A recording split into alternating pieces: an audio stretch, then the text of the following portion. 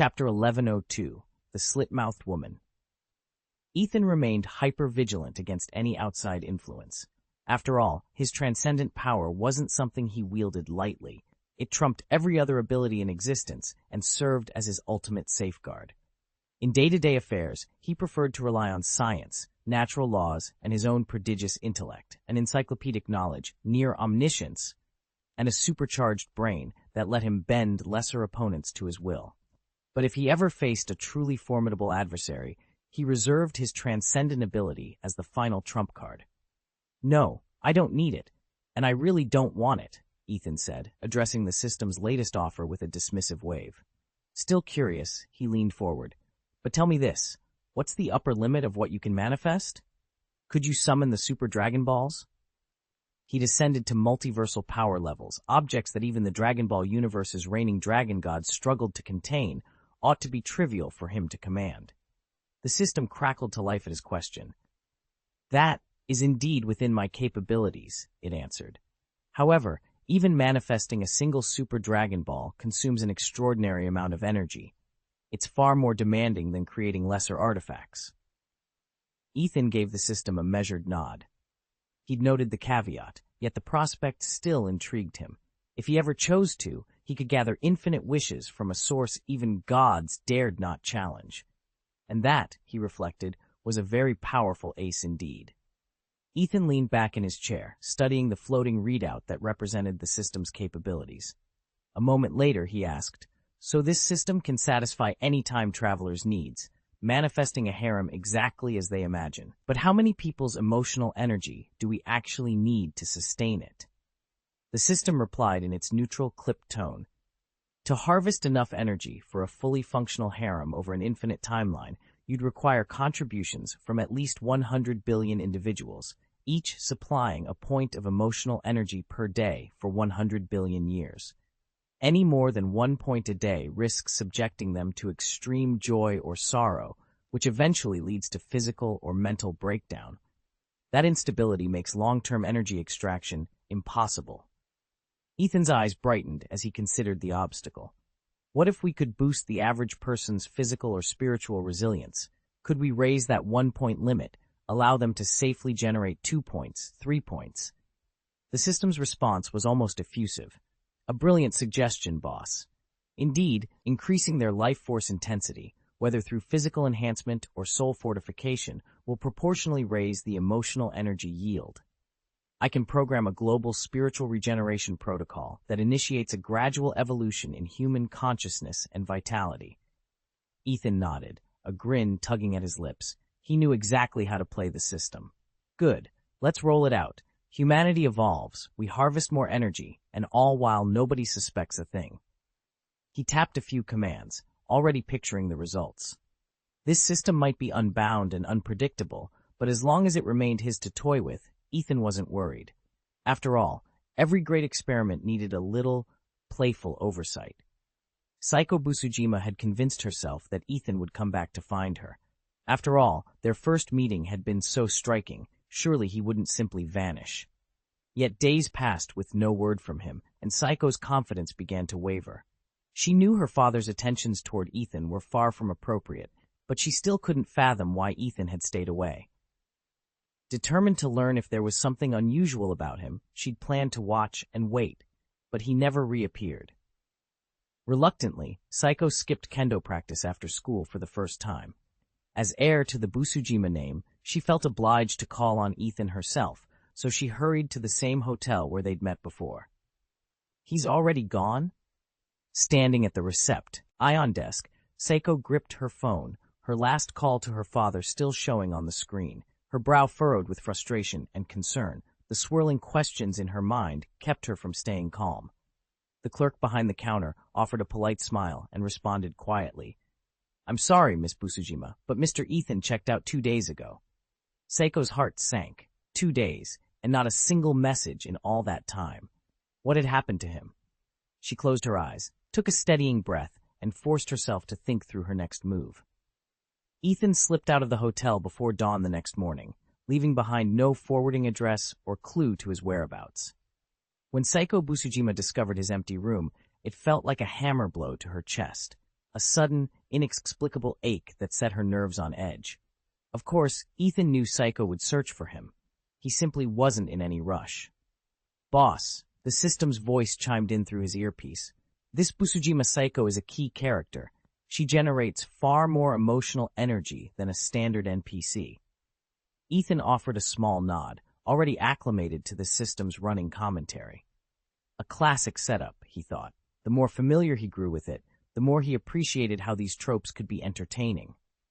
Meanwhile, Psycho's worry only deepened. She phoned her father to explain Ethan's sudden disappearance, but his response was surprisingly nonchalant. With the measured reserve of someone born in the Showa era, he regretted that there was nothing special going on and urged her not to fret. His calm dismissal only served to confuse her further. Could Ethan hail from some hidden Chinese dynasty? No. Her father wasn't a power broker, but a proud, old-school martial arts master who valued perseverance above all else. If anyone in her world understood the weight of family legacy, it was him. Still, she couldn't shake the thought. What if Ethan, too, came from a renowned martial lineage? After all, Chinese martial arts had a reputation that spanned the globe. Psycho sat on the edge of her bed, staring at the empty coffee cup on her nightstand. Somewhere out there, Ethan was quietly advancing his plans, and she was determined to follow the trail, no matter where it led. Ethan studied the glowing interface in the dimly lit training hall. Carved pillars bearing the Busujima family's celestial martial arts insignia loomed around him, their runes pulsing faintly. Then the system's flat voice cut through the silence. "A ghost has manifested." He rubbed his chin. What did ghosts have to do with celestial martial arts? Or with the Busujimas, for that matter? Rumor held that this ancient style could even banish spirits, but it still struck him as odd. He tapped the screen once more. "All right, boss. Give me the details. What kind of ghost?" "Slit-mouthed woman," it replied immediately. Ethan allowed himself a small grin. The slit-mouthed woman, one of the most notorious urban legends. Her lips had been cruelly sliced from ear to ear, and now her vengeful spirit wandered, filling bystanders with paralyzing dread. A perfect opening test. The lights dimmed, and a low crackle of static ran through the room as the ghost materialized at its center. She was tall and slender, draped in a long black coat cinched at the waist, a heavy scarf wrapped around her neck. Her hair fell in tangled, oily waves over her shoulders, and a pristine white mask covered her mouth and chin. Only her eyes, the pale, haunted eyes above the mask, were visible, and even they carried a beauty twisted by sorrow and rage. Ethan slipped into his fighting stance, a soft blue glow blooming around him. Celestial martial arts had been forged for encounters like this, moments when the veil between the living and the spirit world frayed. He watched as the slit-mouthed woman tilted her head, her gaze locking onto his. Not a word was spoken, only the charged silence that precedes a storm. He inhaled steadily. This was his first real trial, and he was ready. Ethan watched in grim fascination as the slit-mouthed woman emerged from the gloom.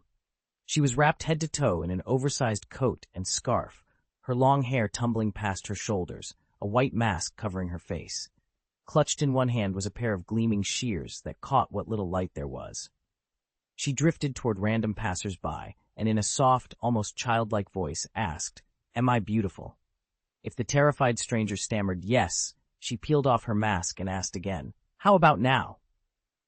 A second yes sealed their fate. She would slice their mouth from ear to ear, fashioning their face to mirror her own. But if anyone dared say no, she'd kill them instantly, the shears, or a sickle she sometimes carried, dripping with fresh blood. Ethan had seen enough of his system's offerings to recognize her pattern. This wasn't some random urban legend. It was a ghost provided by his system as a purchase option. Now she stood before him, silent and expectant. Suddenly, she pointed a slender, gloved finger at him. "Go find Psycho Busujima," she commanded. He felt a cold dread settle in his chest. Psycho Busujima was brave, but she was no match for this horror. Later that evening, the final bell at Fujimi Academy had long since rung. Students spilled out of the gates in pairs or small clusters, eager to begin their weekend. Psycho Busujima, however, preferred solitude. She walked home along a narrow, dimly lit alley behind the school. Her footsteps echoed against the concrete walls, too loud in such emptiness. Without warning, A dark shape lunged from the shadows. Psycho froze, her heart pounding as the slit-mouthed woman stepped into the faint halo of a flickering street lamp. A tall, ghostly figure stepped into the moonlight, her long hair whipping around her face as a chill breeze swept through the night. She wore a black overcoat and a scarf wrapped tightly against the cold, and concealing her features was a stark white mask. It was the infamous slit-mouthed woman come to life. Leaning in toward Psycho Busujima, she spoke in a low, gravelly voice that seemed to rise from the depths of hell itself. "Do you think I'm beautiful?" Chapter 1103. Is this even human? Ethan skidded to a halt. Across the dimly lit street stood a lone woman whose sudden appearance sent a chill racing down his spine. He had no idea who she was or why she was here. "Ma'am, what do you want?" he asked, striving for calm in his voice. He needed to buy time and gauge her intentions. The woman didn't answer. Instead, she cocked her head, her eyes narrowing until they glittered like steel. After a long moment, she finally spoke in a soft, unsettling tone. "Am I beautiful?" Ethan's heart hammered. Her gaze was intense, almost feral. She looked capable of anything. He forced a steady breath. "Yes," he said, choosing his words carefully. "You're beautiful." He offered a reassuring smile, hoping to disarm her, hoping for an opening to escape. But rather than relaxing, her expression veered deeper into madness. Her grip tightened on the edges of her cloak. Then, with a swift motion, she peeled away her mask. Beneath it was a face no human should bear. Her lips were brutally torn apart in a grotesque, permanent grin. Ethan froze. In that instant, he knew he was facing something far from normal and far from safe. A grotesque smile curled at the corner of her lips, as if a demon had just crawled up from the depths of hell. Her eyes bore into Seiko Busujima with a mixture of challenge and menace. "So," the slit-mouthed woman's hoarse whisper trailed off, each syllable drenched in dread. Psycho's heart pounded. A wave of terror threatened to sweep her off her feet. She wanted to flee, but her legs felt nailed to the floor. Fighting the urge to panic, Psycho inhaled slowly and forced her voice to stay steady. "You truly are extraordinary." She spoke not from conviction, but as a distraction, and in that momentary diversion, her hand slipped toward the sword bag at her waist. As a kendo master, Psycho knew her Bakken was more than a practice weapon. It was her lifeline. The slit-mouthed woman seemed to anticipate the move. With a silent snarl, she lunged forward. The massive scissors in her hand caught the dim light in a flash of cold steel as she swung for Psycho's throat. Psycho Busujima sprang into action, drawing her white oak Bakken in one fluid motion. The moment her blade met the enemy's oversized scissors, a metallic clang echoed through the air. But no sooner had she steadied herself than her heart lurched. Her wooden sword splintered at the hilt, as though it had been rotten from within. Psycho stared at the jagged break in disbelief. This was no ordinary practice sword. Carved from white oak, it measured 101.5 centimeters and weighed nearly 700 grams, a treasured heirloom of the Busujima family known for its toughness.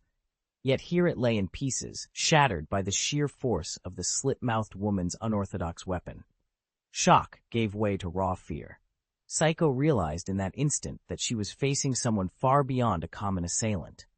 Strength and skill radiated from the woman's lithe form, and she showed no intention of pausing.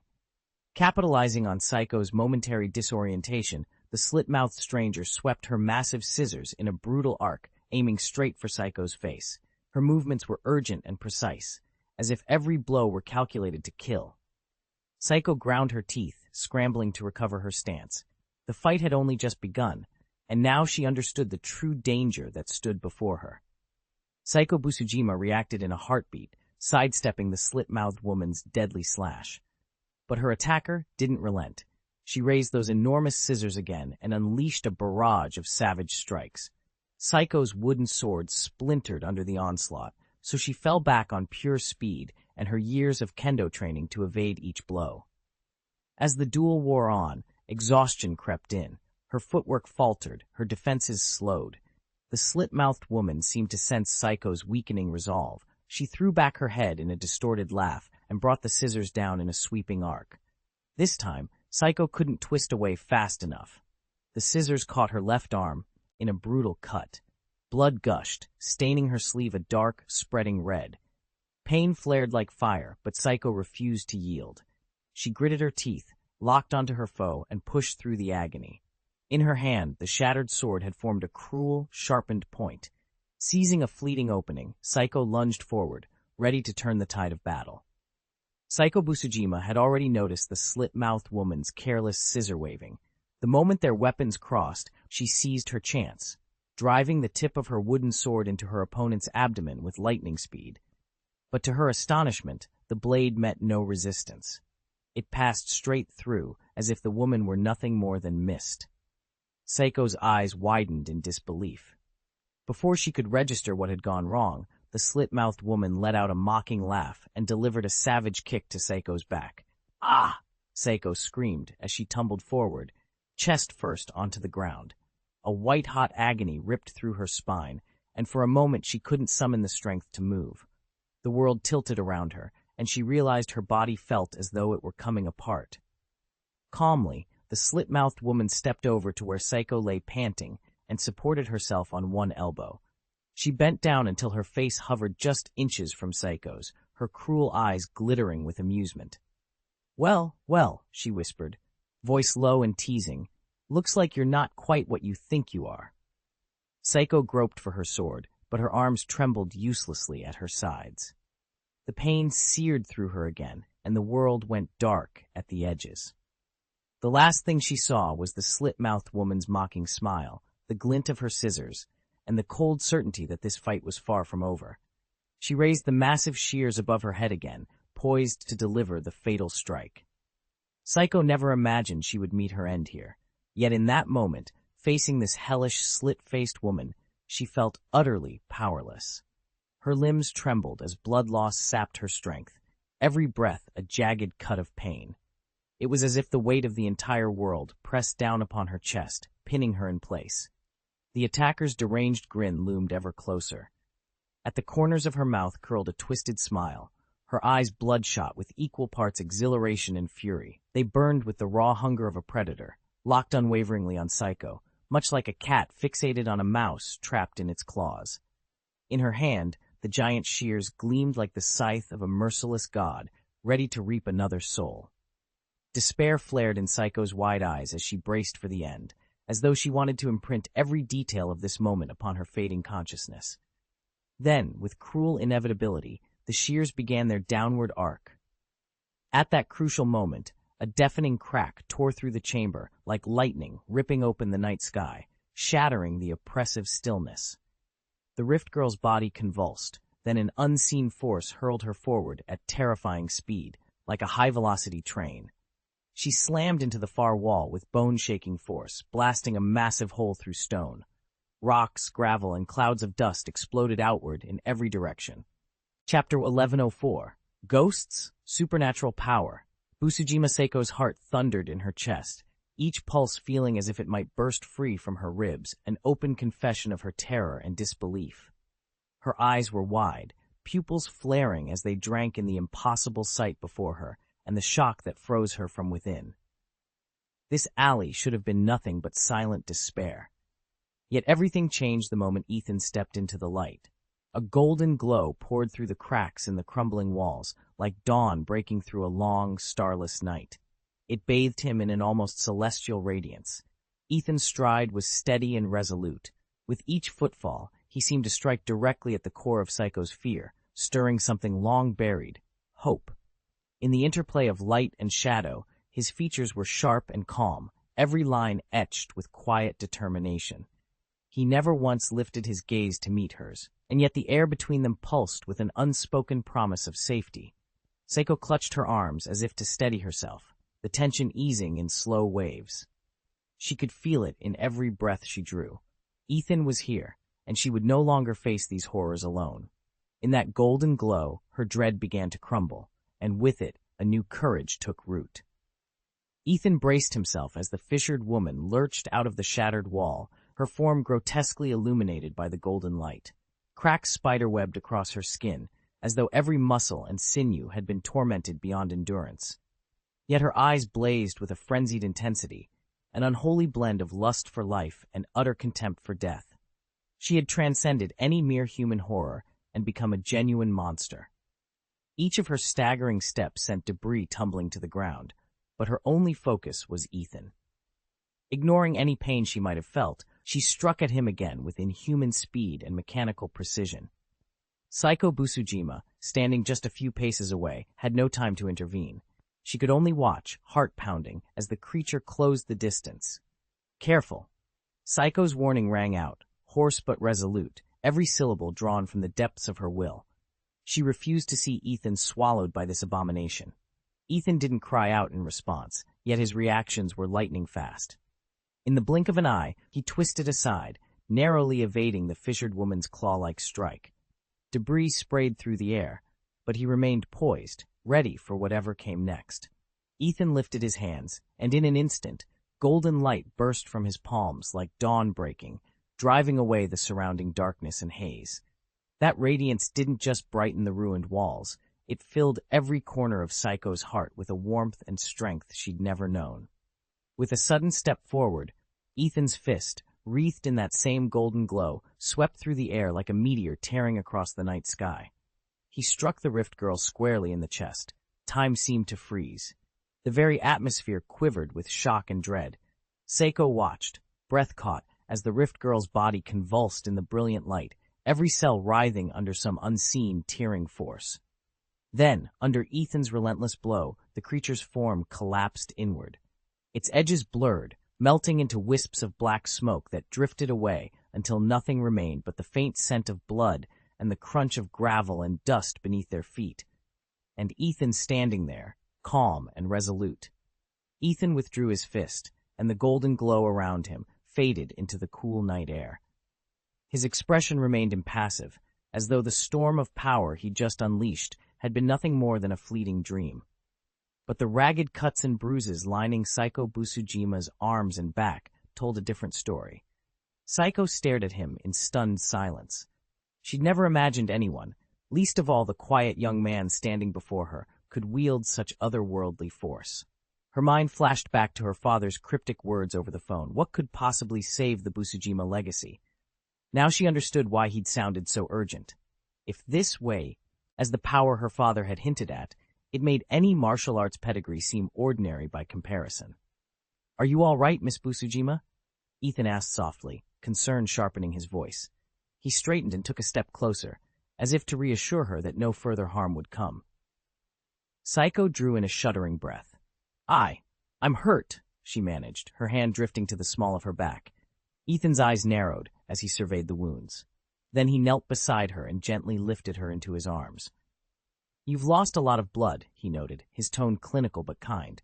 "And these injuries, your spine has taken serious damage. You need to get to a hospital right away." At the mention of her spine, a cold panic gripped Saiko. Paralyzed?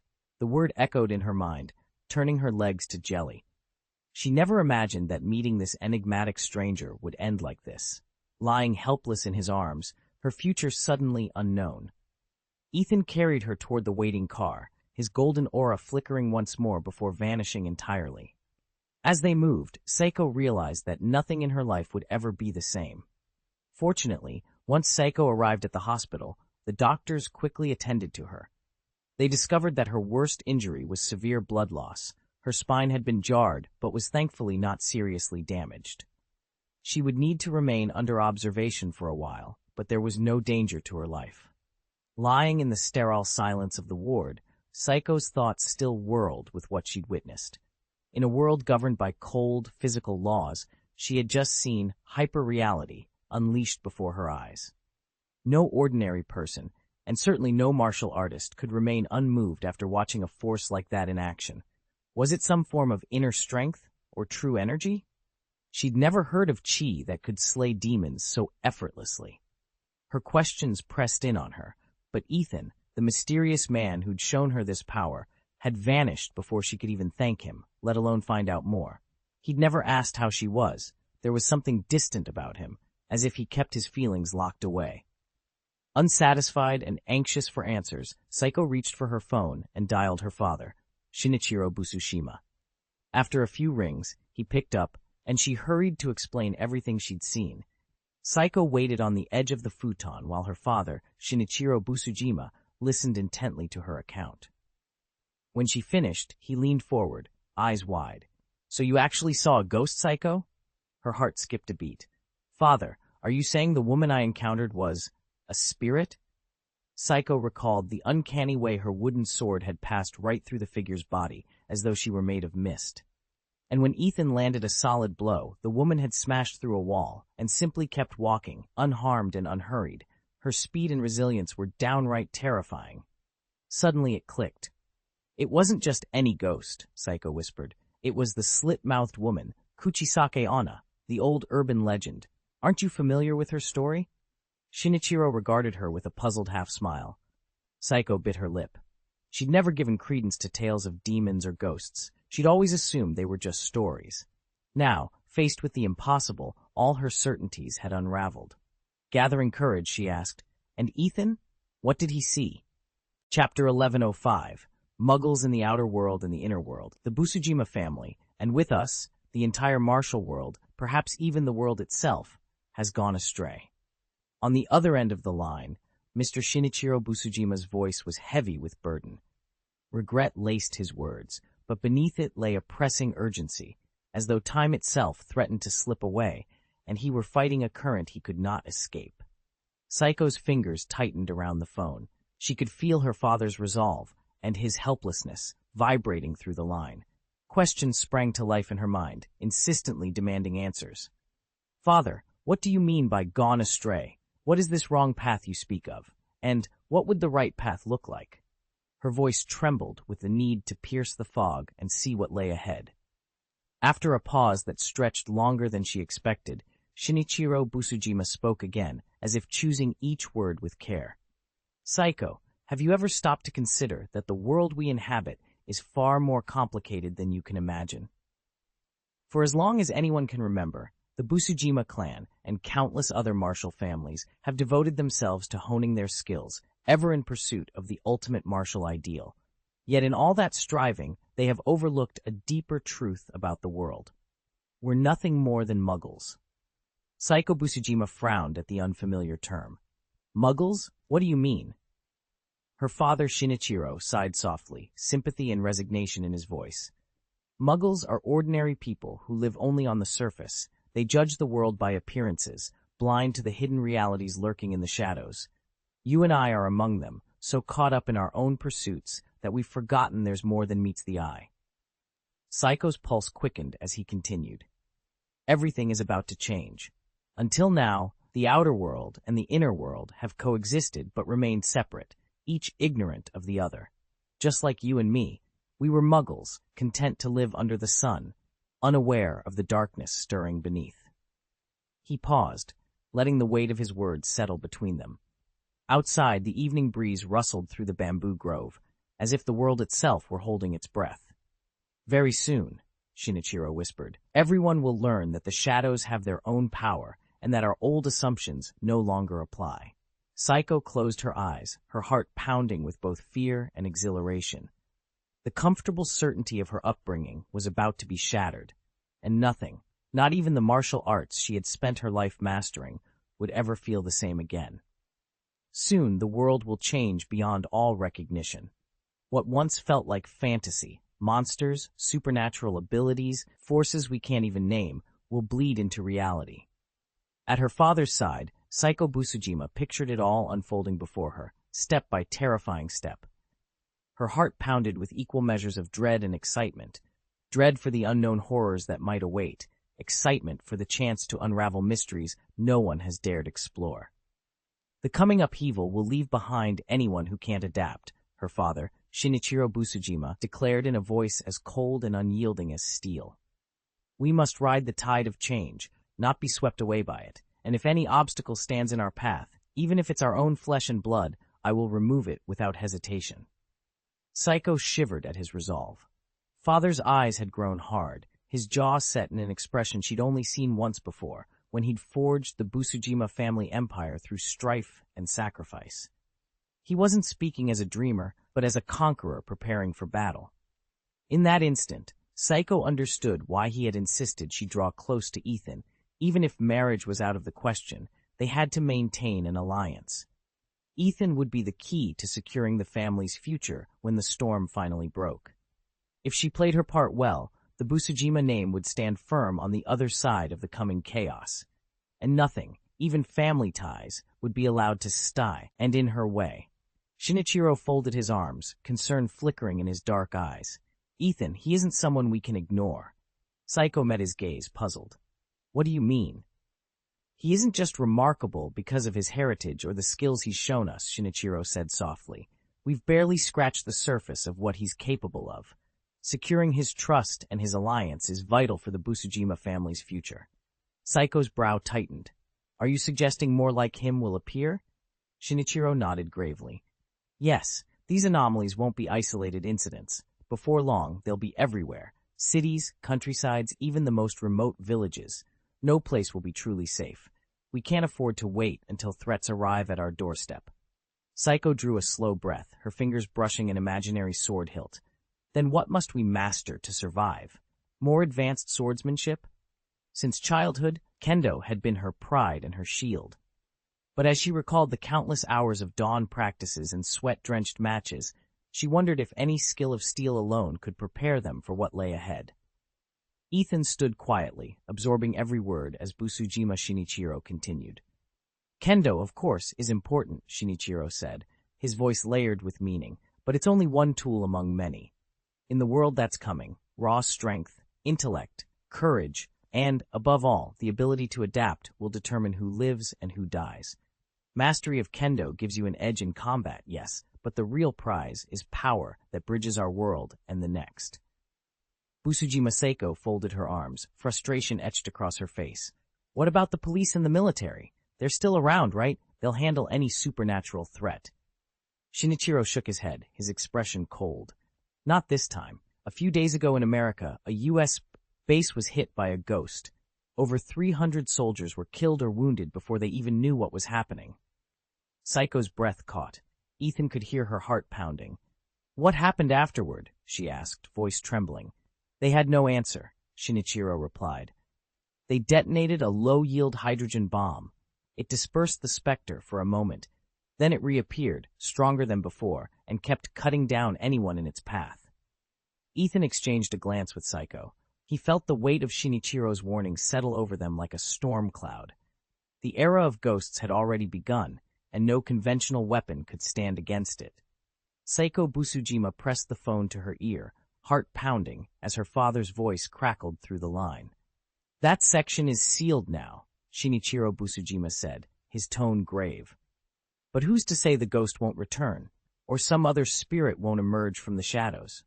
His words hit her like a hammer blow, shattering the last fragment of hope she'd been nursing. For a moment, silence stretched between them.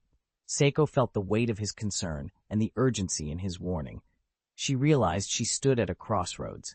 Linger in the comforting illusions of the past, or steel herself for the challenges ahead. Father, I understand, she said at last, her voice firm. I'll push myself harder, and I'll do everything I can to forge a better relationship with Ethan. For the Busujima name, and for myself, I'll face whatever comes. There was a softer note in Shinichiro's next words, laced with both pride and worry. Don't overextend yourself, Saiko. If it truly becomes impossible, we can offer our family's allegiance to Ethan. We may be expendable to him, but our loyalty isn't without value. The notion of her family reduced to mere vassals made Saiko's chest tighten. She would never accept surrender so readily. Later that evening, she watched Ethan work. He stood before the sealed barrier, calm and unflinching, his control over the restless spirits absolute. Power radiated from him in a way she'd never seen before. Breathless, Saiko bowed her head. Sir, she said softly, you're incredible. Saiko Busujima's emotional energy far exceeded anyone's expectations. The system, designed to absorb and regulate psychic power, was stunned. It had never seen a single individual generate such a torrent of raw feeling. In the end, that excess energy didn't just dissipate, it coalesced into a restless spirit. Chapter 1106, I'm Here to Save You. This is only the beginning. Ethan didn't mean to stage a mere spectacle. He intended a full-blown revelation. He wanted everyone in this world to understand, once and for all, that another realm and its supernatural forces were at their doorstep. When that moment came, he'd have no trouble ensnaring every female character in his story. Saiko Busujima was already under his spell. After the slit-mouthed woman's attack, and the persuasive words Shinichiro Busujima had uttered, his memories rewritten by Ethan, Saiko was convinced of the impending danger. Yet now she lay paralyzed, unable even to lift a finger. She longed to find Ethan, but her body simply wouldn't obey. Ethan, however, had already turned his attention to Kasumigaoka Shiyu. For Shiyu, the whirlwind of a few days ago had felt like a passing gust of wind, its traces fading almost as soon as they appeared. What had once sparked panic and alarm now seemed trivial compared to the crisis looming on the horizon.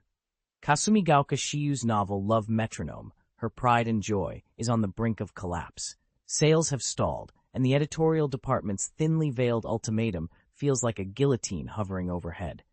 To Shiyu, this book is as precious as a child, and she's poured every ounce of herself into it.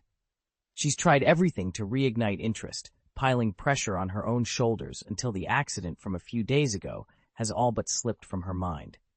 This afternoon, she makes her usual stop at the corner cafe after school. Shiyu can be a whirlwind of productivity here, drafting tens of thousands of words in a single sitting. But her relentless self-critique comes at a price, an equally massive deletion rate. The moment her inspiration flags, she slams her fingers onto the delete key, erasing hours of typing in an instant. All that effort evaporates, leaving behind only exhaustion and frustration. Another day gone to waste, she murmurs. With a quiet sigh, Shiyu closes her laptop, tucks it into her bag, and gathers her things. Today's work is done, or undone, and she steels herself to try again tomorrow. Kasumigaku-ta's steps dragged with every word of her editor's warning echoing in her mind. If next month's sales don't pick up, we may have to cut Love Metronome in half. It felt like an invisible shackle tightening around her chest. Lost in thought, she almost didn't notice the sudden roar of splashing water. It sounded as though something enormous was thrashing just beneath the surface. Startled, Yuta stopped and peered toward the riverbank. The water lay smooth and undisturbed, save for a few ripples dancing away from the shore. Shaking her head, she was about to turn and continue home when a pale, slender arm burst from the river, slick with dripping water. In a flash, so swift she barely had time to register it, a firm grip closed around her throat. The world seemed to hold its breath. Yuta's heart pounded as the air froze in her lungs, and time itself slowed to a crawl. Ethan felt a bone-deep chill race up his arm, and suddenly his whole trembled as if frozen by an unseen force. His eyes flew wide in terror and confusion. "Ah!" he gasped, but the sound caught in his throat. The arm that had seized him was impossibly strong, lifting him off his feet like a helpless feather. His legs kicked wildly, and his fingers clamped around the icy wrist, his nails digging into flesh, as he fought to break free from its death-like grip. Yet the hand didn't budge. It was as if he were caught in steel. Horrified, he realized the arm was hauling him toward the riverbank. He'd been standing several meters from the water's edge. Now the currents seemed to surge around him. The limb's length was grotesquely unnatural, far exceeding any human proportion. Its skin was a ghostly pallor, as though it had lain submerged for centuries, bled dry of warmth and life. Fine wrinkles webbed across its surface, lending it a creepy, otherworldly presence that made Ethan's heart pound in his chest. Yutaha Kasumigaoka's breaths came in ragged gasps, each inhale more desperate than the last. Darkness crept at the corners of her sight, and her thoughts swirled chaotically, untethered like a kite with a fractured string. In this life-and-death instant, she realized how many words remained unspoken, how many dreams lay half-finished. Most of all, her story, Love Metronome, was far from conclusion. She couldn't let it end like this. But who could save her? Just then, a figure appeared as if stepping through a veil of shadows. Ethan moved forward with serene confidence, his posture poised as a maestro preparing to lead an orchestra. He raised his right hand in a single, fluid motion and almost imperceptibly flicked his finger. In that moment, a streak of golden light burst forth from his palm. Like a flash of lightning cleaving the night, it blazed down on the pale arm locked around Yutaha's throat. The beam traced a perfect, graceful arc through the air, its brilliance impossible to ignore. Its force was immediate. The attacker's grip snapped open and he staggered backwards, stunned. Utaha collapsed to one knee, gasping as warmth returned to her lungs. Ethan was at her side in an instant, offering a steadying hand. His eyes, calm yet fierce, met hers. "Are you all right?" he asked. She swallowed, her voice hoarse but determined. "Thanks to you, I will be." Together, they faced the night's lingering shadows. Utaha knew her story was still being written, and with Ethan at her side, she was ready to turn the page. Utaha Kasumigaoka watched in stunned silence as golden light flickered to life in Ethan's hand. In the next instant, an invisible blade of energy flashed out and severed the arm that had been pinning her. A sudden, powerful force lifted her as if on a rushing wave, then abandoned her just as quickly, sending her tumbling head over heels to the floor. She landed squarely on her backside, pain exploding through her hips. She bit back a cry, her vision blurring. Her phone, flung from her grasp by the impact, met the ground with a sickening crack. Its screen shattered into a spiderweb of glass, shards skittering across the floor like her own frayed nerves. A rip snaked up the back of her pantyhose, exposing a flash of pale skin, but in that moment, Utaha barely noticed. Chapter 1107, The Moon's Golden Wheel. Pain and fear twisted through her like a vice, rendering her mind blank. Kasumigaoka Shiyu fought to sit up on the damp ground, her hands clamped over her throat as she drew ragged breaths, just awakened from a living nightmare. When her gaze fell on the man who had rescued her, her eyes widened in horror and disbelief. It can't be. Recognition struck her like a jolt of lightning. Memories of the past few days came flooding back. In that desperate moment, it was Ethan who plunged into raging flames and churning waters to save her. Shiyu felt her entire worldview shift. Everything before her now seemed absurdly surreal. She turned to the river beside them, its surface eerily calm, as if the chaos had never happened. Had it all been an illusion? Her legs trembled, and she instinctively took a step back, as though distancing herself from an unseen threat. "What is this place?" she whispered, heart pounding. Finally, summoning every ounce of courage, she forced herself to meet Ethan's steady gaze. Her voice quivered, but beneath the fear lay a desperate need for answers. "Ethan, what's going on?" Ethan turned his gaze toward the river but said nothing. He raised his right hand again, channeling magic. A brilliant golden light flared to life, far more dazzling than before. Kasumigaoka Shiyu blinked and finally made out its source, a massive, crescent-shaped blade glowing with an inner radiance, its surface etched in intricate runes. Hovering in midair, the enormous ring, its center empty like a waning moon, slowly revolved around Ethan, casting a warm golden halo that made him look every bit the hero of legend. Then, without warning, the crescent blade leapt forward like a bolt of lightning. It struck the river with a thunderous splash, sending ripples racing across the surface. For an instant, the water seemed to tear open, revealing a churning, bottomless whirlpool below. Then, just as suddenly, the river smoothed over, as if nothing had happened. Shiyu staggered back, her heart pounding. What kind of power was that? Ethan calmly lowered his hand, and the golden crescent, the moon gold wheel, floated back into his palm, gleaming softly and completely unharmed. Ethan studied the glowing disk hovering before him and smiled. "This month's moon gold wheel looks fantastic, both in design and finish. It took an enormous amount of energy to summon. It may not be on your level, Master, but here in this world, it's unbeatable. It can slice through steel like butter. Nothing can withstand its edge." The system's calm voice interrupted him. "It's just a bit slow." Ethan frowned. "Slow? You mean it can only travel at the speed of sound? You said there wasn't enough energy, that most of it was channeled into the wheel's durability and razor-sharp edge." He turned to the injured girl slumped against the wall. "Shiyu, can you stand on your own?" Shiyu Kasumigaoka shook her head. Waves of pain coursed through her body, and she felt like a cornered bird, terrified to move, but terrified to be left behind all the same. "All right," Ethan said, gently lifting her into his arms. "I'll take you to the hospital." Shiyu looked up at him, confusion and something deeper flickering in her eyes. Ethan hesitated, studying her face. "You don't remember me?" he murmured. Only then did Shiyu realize the truth. Ethan didn't recognize her at all. He had no memory of who she was. Ethan stared down at her, puzzled.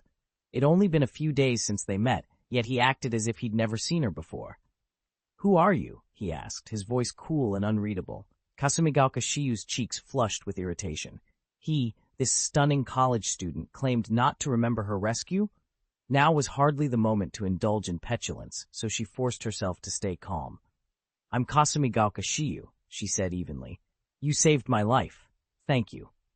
Ethan gave a slight nod. He didn't step forward to lift her into his arms or carry her to the hospital, exactly the romantic gesture she'd half expected from a novel hero. Instead, he pulled out his phone and dialed emergency services. Shiyu blinked. Shouldn't the gallant stranger be showing more concern? She shook her head at the thought. He was polite enough, but this was hardly chivalry in action. Soon, sirens wailed in the distance. Ethan signaled the approaching paramedics to pause, then turned back to her. "Miss, may I have your full name? I'd like to thank you properly for what you did." She hesitated, then corrected herself with a small, embarrassed smile. "Kasumigaoka Shiyu." He repeated her name silently, filing it away, and then returned to speaking with the dispatcher. Between them, a quiet settled, broken only by the distant rise and fall of sirens. Neither spoke again as the ambulance drew near. Shiyu Kasumigaoka couldn't tear her eyes away. Her curiosity felt like claws raking at her ribs. If she didn't get an answer soon, she thought she might actually die of wonder. "What is that thing?" she asked, voice trembling. Ethan simply replied, "A ghost." "Ghost?" Shiyu repeated, her eyes widening. It wasn't that she found the idea impossible. After all, she'd already considered everything from escaped lab mutants to high-tech military prototypes, even wondering if Ethan's enigmatic moon gold wheel was some secret weapon. But a ghost? That was entirely different. "Yes," Ethan said, "not a creature or a machine, an actual ghost." Shiyu's breath hitched. If he was telling the truth, the thought was more terrifying than any monster she'd imagined. Japan was a land overflowing with legends of yokai, oni, and restless spirits. 8 million kami, people said, and countless entities that defied classification. Some were benevolent, others malevolent. Many existed simply because they were powerful. Ghosts, after all, belonged to that shadowy pantheon. She swallowed.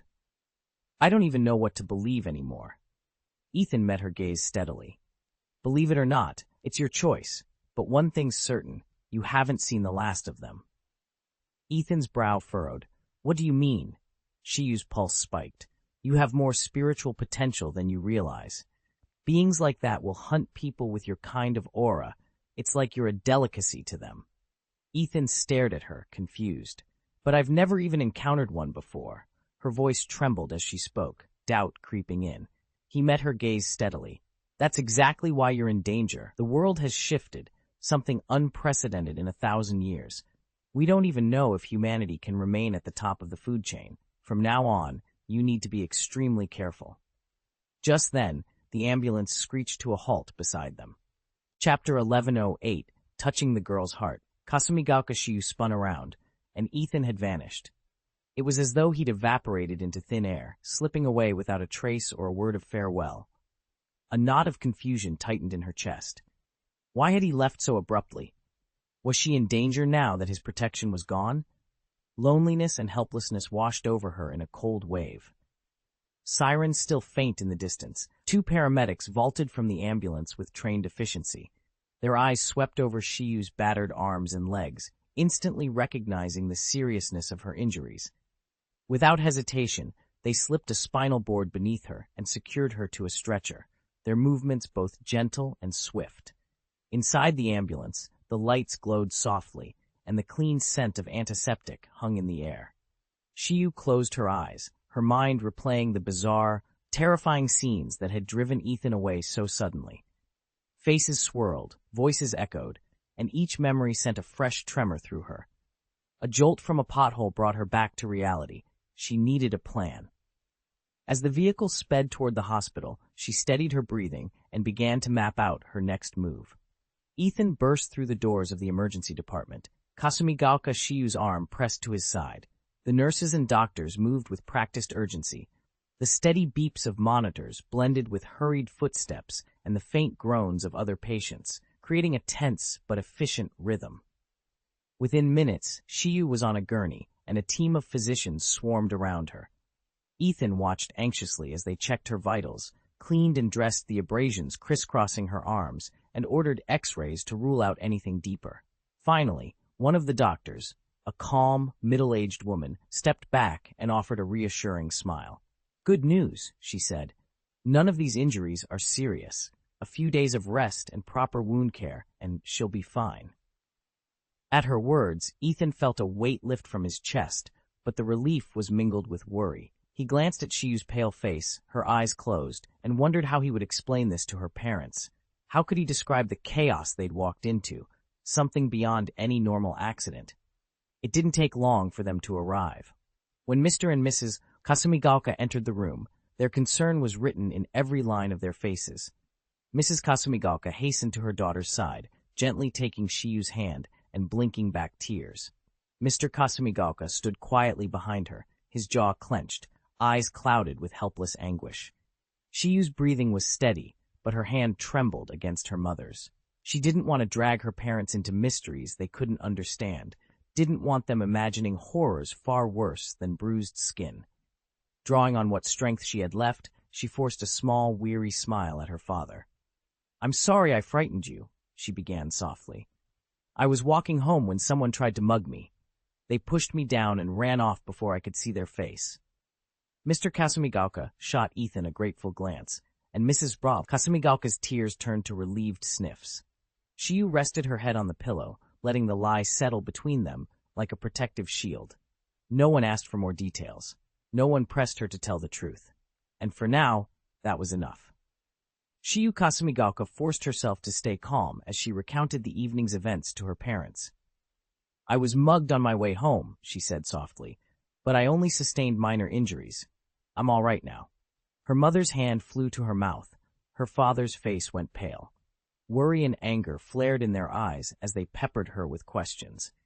"Did you call the police?" her mother asked. "Do you need us to do anything?" Shiyu shook her head, reciting a statement she'd clearly prepared in advance. "It was too dark at the time and the attacker had his face covered. I couldn't see anything clearly. Honestly, I don't want to make a big deal out of it. After an incident like that, any girl would be shaken. Sometimes it's better not to dwell on it." There was a note of helplessness in her voice, a protective shield she'd erected around herself. Concerned, her parents called the police anyway. When the officers arrived, they conducted a brief interview. Shiyu repeated her account: darkness, a hidden face, no solid leads. The detectives exchanged sympathetic looks. It wasn't easy, after all, to stay composed in such a terrifying moment, and not everyone could recall every detail of an assailant they'd only glimpsed in the shadows. With no further evidence to go on, the police promised to keep an eye out and left the family to recover in peace. When her parents pressed the police for answers, Kasumigaoka Shiyu politely declined. "I just need to rest," she said softly. "I don't want to relive that terrible experience more than necessary." After all, Ethan had already dealt with the ghost, and the officers turned up nothing. There was no point in tying up police resources on a case with no leads. Once her parents were gone, Shiyu lay back on the hospital bed and stared at the ceiling, her mind swirling with questions. If she truly possessed the power to draw spirits, what was she meant to do next? The idea of becoming a Miko, a Shinto shrine maiden, seemed to fit. In Japanese tradition, shrine maidens serve as intermediaries with the divine, driving away malevolent forces. Yet the more Shiyu thought about it, the more she felt a sudden resistance. To become a Miko would mean dedicating her entire life, body and soul, to the gods. But Shiyu loved literature and dreamed of being a writer. She longed for her own life, her own pursuits. Surrendering all that for a shrine service felt like a sacrifice she couldn't accept. Night had fallen, and the hospital wing was plunged into near darkness. Kasumigaoka Shiyu lay in her bed, restless. She reached for her phone and began scouring the web for anything related to spiritual energy, ghosts, or shrine lore. Besides the known Miko lineages, she discovered mention of various occult societies and freelance exorcists, though their reliability was anyone's guess. The most obvious solution, she thought, would be to track down Ethan, if only he hadn't vanished so suddenly. Frustration welled up inside her. Was she really so unworthy of his attention? After all, she felt keenly aware of her own charms. And that name, Ethan, sounded distinctly foreign, more Chinese or Western than Japanese. Shiyu replayed their brief encounter in her mind. He had appeared without warning, yanked her out of the path of debris hurtling from a great height, and shielded her just in time. At the moment, she'd assumed it was all part of some hidden camera stunt. Maybe an idol was being tested on the street to see if passersby would notice or cheer him on. Panicked and embarrassed, she had darted away as soon as she could. Now thinking it over, she realized he'd appeared miles from the spot he rescued her. If only she could find him, and fast. She needed answers, and she needed them tonight. Yutaha Kasumagaoka leaned back in her chair, retracing the two places where she'd seen Ethan. The first encounter had almost certainly been a fluke. What on earth was he doing here? A demon hunter? A tourist? Or some mysterious foreign student? She scrolled through her mental notes. He hadn't been wearing any kind of school uniform. No way he was enrolled at a local university, especially since there wasn't one anywhere nearby that afternoon. Meanwhile, Ethan watched with mild amusement as Shiyu Kasumigaoka turned himself into an amateur detective. She was tapping away on her laptop, methodically logging dates, times, and every tiny clue. Her deductive skills were impressive, but she'd completely overlooked one glaring fact: he could teleport. Still, seeing her zero in on those two spots convinced him to play along. After all, Saiko Busujima was hunting him too. He couldn't help smirk at the thought that in a world this strange, there were bound to be elementary school kids who were secretly Shinigami. Maybe even Kindaichi had one stashed somewhere. Chapter 5. Rei, Union. Over ramen. The late afternoon sky was streaked with gold and rose as Busujima Saiko hustled down the narrow street. She'd spent the past week holed up in her apartment, replaying the memory of that night over and over. The wailing ghosts, the way the air had chilled her blood, the terrible certainty that she almost didn't make it out alive. Ghost hunting used to be her life, her obsession, but after narrowly escaping death, she'd sworn off any solo excursions until she knew she could actually defeat what lurked beyond the veil. Now, with no other choice, all her hopes hinged on one person: Ethan. He was stronger, calmer, more experienced. If anyone could teach her to stand her ground against vengeful spirits, it was him. So this afternoon, she'd dropped everything and gone searching for him. She found him in a cramped ramen shop just around the corner from the Shrine District. From outside, the warm glow of paper lanterns and the savory promise of broth made the place look welcoming, exactly the kind of refuge a hardened ghost hunter wouldn't usually notice. Saiko pushed through the door and was hit by the heady aroma of garlic, pork, and frying onions. There he was at the counter, dark hair falling into his eyes, focused on a steaming bowl of tonkatsu ramen. Beside him lay a battered notebook and a pen. Saiko paused, gathering herself. "Ethan," she said softly. He looked up so abruptly that his chopsticks hovered over his noodles for a moment. Then he gave her a slow, half-smile. "Saiko, didn't expect to see you so soon." His voice was calm, easier to believe in than half the prayers she'd muttered at the haunted bridge last week. She folded her arms, trying to tamp down her nerves. "I need your help." He swallowed a mouthful of noodles and set down his chopsticks. "You want to get back out there, don't you?" She nodded. "I almost died. I can't go back until I know I can win." Ethan studied her for a long moment, as if weighing the raw determination in her eyes against the trembling in her hands. Then he nodded as well. "Fair enough, but it's not just about brute strength. You'll have to learn to read a spirit's intent, sense its weaknesses, even lure it into a trap. That takes practice." Saiko's heart pounded. "I'm ready." He leaned back, folding his arms. "First, finish your ramen. You've been running since dawn." Then he picked up a pair of chopsticks, lifted an empty side dish, and pointed at it. "And you owe me a refill on gyoza." A reluctant smile tugged at her lips. "Deal." They ate in companionable silence for a few minutes, the chaos of the city muffled outside the shop's thin walls. When the last noodle was gone, Saiko wiped her mouth with a napkin and stood. "So, what's the plan?" Ethan set aside his chopsticks, his expression serious now. "We start tomorrow at first light. There's a low-level haunting near the old cemetery. Nothing too dangerous, but those spirits will give you a chance to practice containment seals.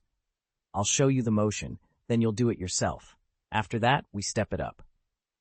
Saiko's chest tightened with relief and excitement. "Thank you." He gave her a quick nod. "Just don't die on me." She laughed. The first time in days she'd felt light enough to laugh. I'll do my best. Outside, the sun dipped below the rooftops. Inside, over empty bowls and newfound resolve, two hunters made an unspoken promise. They would face the darkness together. Tomorrow, the real work would begin. Chapter 1109. What's the cost? The 11th cost? The system's voice crackled in Ethan's mind, brimming with excitement. Boss, you're incredible. Kasumigaoka Utaha has been channeling energy non-stop since the very start. Her reserves seem limitless. Until now, the system had assumed that Seiko Busujima, the kendo master, was the ultimate energy source. It never expected a literary genius like Utaha to outshine her. Yet even with Utaha's contribution, the pace of energy accumulation still fell short of the system's grand design. It hungered for more raw power, more plot characters to fuel its ever-expanding ambitions. In this world, woven from countless narratives, every character carries a unique potential. If the system could harness them all, its strength would be unstoppable. But for an ordinary host, such a dream was unattainable. Exposed to public scrutiny, they'd be torn apart by criticism, or even suffer worse fates before they could gather a fraction of that power. Ethan, however, was in a league of his own. He absorbed energy with astonishing speed and efficiency, far beyond what any previous host had managed. The system's secret calculations confirmed it. With Ethan at the helm, the boundary between fantasy and reality was disappearing. As long as he remained its anchor, the system could keep expanding, one plot character at a time, until every story in the world bowed to its will. Ethan's power was so immense that even the system watched in awe. His strength defied all expectations, leading the system to suspect he might someday trick the world, drawing countless people to him as living batteries for his energy. And yet in that moment, Ethan sat perfectly still, unnaturally calm, as if every variable were already accounted for or simply didn't matter to him. He made no movement, spoke no word, and revealed nothing of what lay behind those cool, composed eyes. The system trembled with curiosity, yet dared not probe further. Before the hesitation could grow into paralysis, the restaurant door opened. Seiko Busujima stepped inside like a soft breeze cutting through summer's heat, bringing with it an unexpected chill of relief. Her footsteps were measured and sure, her eyes shining with determination and a quiet hope. In only a few strides, she reached Ethan's table. Mr. Ethan. Her voice was gentle, yet carried a firmness that brooked no interruption. She paused, gave him a respectful bow, and waited. At the sound of her greeting, Ethan looked up. A single warm smile curved his lips, suddenly dispelling every shadow of tension in the room as if sunlight had broken through the morning mist. Seiko, you're just in time. Let's have dinner together. Ethan's voice held no awkwardness, only genuine warmth. In that moment, Seiko felt her chest tighten with an unexpected rush of comfort. Thank you, she murmured, sliding into the seat opposite him. As they began to eat, Seiko's mind raced. Relief at finding Ethan warred with a knot of anxiety. How could she explain the burning need she felt for supernatural power? She longed to secure her family's future, to face whatever dangers lay ahead, but the words wouldn't come. Still, the evening unfolded gently. Though Ethan no longer needed to eat, he insisted on sharing the meal, honoring life in every bite. He joked easily, and Seiko found herself laughing before she even realized it. With each smile, the distance between them dissolved. Between bites of steaming rice and grilled fish, Seiko made a silent vow she couldn't afford to hesitate anymore. As the dinner drew to a close, Seiko Busujima steadied her nerves and looked across the table at Ethan. Ethan, she said, her voice soft but unwavering, what price must the Busujima family pay to acquire supernatural power? Though her tone remained gentle, her eyes shone with iron resolve. In that instant, the image of the demure Yamato Nadeshiko fell away, replaced by a warrior carrying her clan's destiny on her shoulders. Ethan met her gaze thoughtfully. Supernatural power isn't granted freely, he began. It carries a cost that matches its strength. Yet more than anything, I need to know whether the one who seeks it has the will and determination to bear its burden. Seiko, you've already shown you do. Her heart leapt. You'd teach me? A rush of excitement, anticipation, and disbelief flashed in her eyes. It felt impossibly real, a dream so exquisite she dared not touch it. Her lips parted, quivering, as if even breathing had grown too precious to waste. Saiko Busujima gazed ahead as if she could already see the future she'd longed for. A life in which she would wield supernatural powers and transcend the bounds of mere mortals. The vision shimmered before her, brimming with promise and temptation. Then Ethan's next words hit her like a bucket of ice water, snuffing out that budding excitement. "No," he said flatly, "you're only qualified." His matter-of-fact correction shattered her daydream. Real power, he reminded her, wasn't handed out easily. The road to it was far longer and far darker than she'd ever imagined. Disappointment flickered across Seiko's face, but she forced it down, squared her shoulders, and met Ethan's gaze without wavering. "So tell me, Ethan," she said, her voice steady, "what price must I pay?" She asked boldly, knowing that every great power carries its hidden cost. Ethan's expression didn't change. His eyes were unreadable. "All the tokens and favors you can muster from the outside world mean nothing compared to what lies within," he replied cryptically. "Do you truly believe the sacrifices you're willing to make matter to me?" Seiko fell silent, her mind racing as she weighed his words. Ethan had only a hazy sense of the boundary between the outer world and the inner. The outer world was the life she knew, everyday routines governed by rules, structure, and order. The inner world lay hidden beneath reality, a realm of mysteries and miracles, the true source of supernatural power and the object of countless people's hopes and fears. Such power was the greatest prize of all. It could elevate mortals beyond human limits and even hinted at the secret of immortality. As Saiko Busujima dwelt on these truths, a wave of helplessness washed over her. She realized how little she truly understood the world beyond her narrow experience. Like an infant staring into the vastness of space, filled with both wonder and terror. What could she possibly offer in exchange for this power? Wealth? In a place where might outweighs all, money was meaningless. Status? In a realm without established order, rank was a hollow illusion. If not gold or titles, then what? "Ethan, Seiko's voice trembled as she struggled to find the right words. He wasn't sure he could bear the cost such power demanded. Chapter 11 and 10. Big Changes in Tokyo.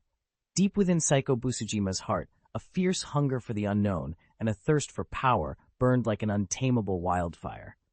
Ethan spoke with measured calm. Tokyo is about to undergo a monumental shift. When it happens, everyone will see that the world has changed. Saiko's pulse quickened.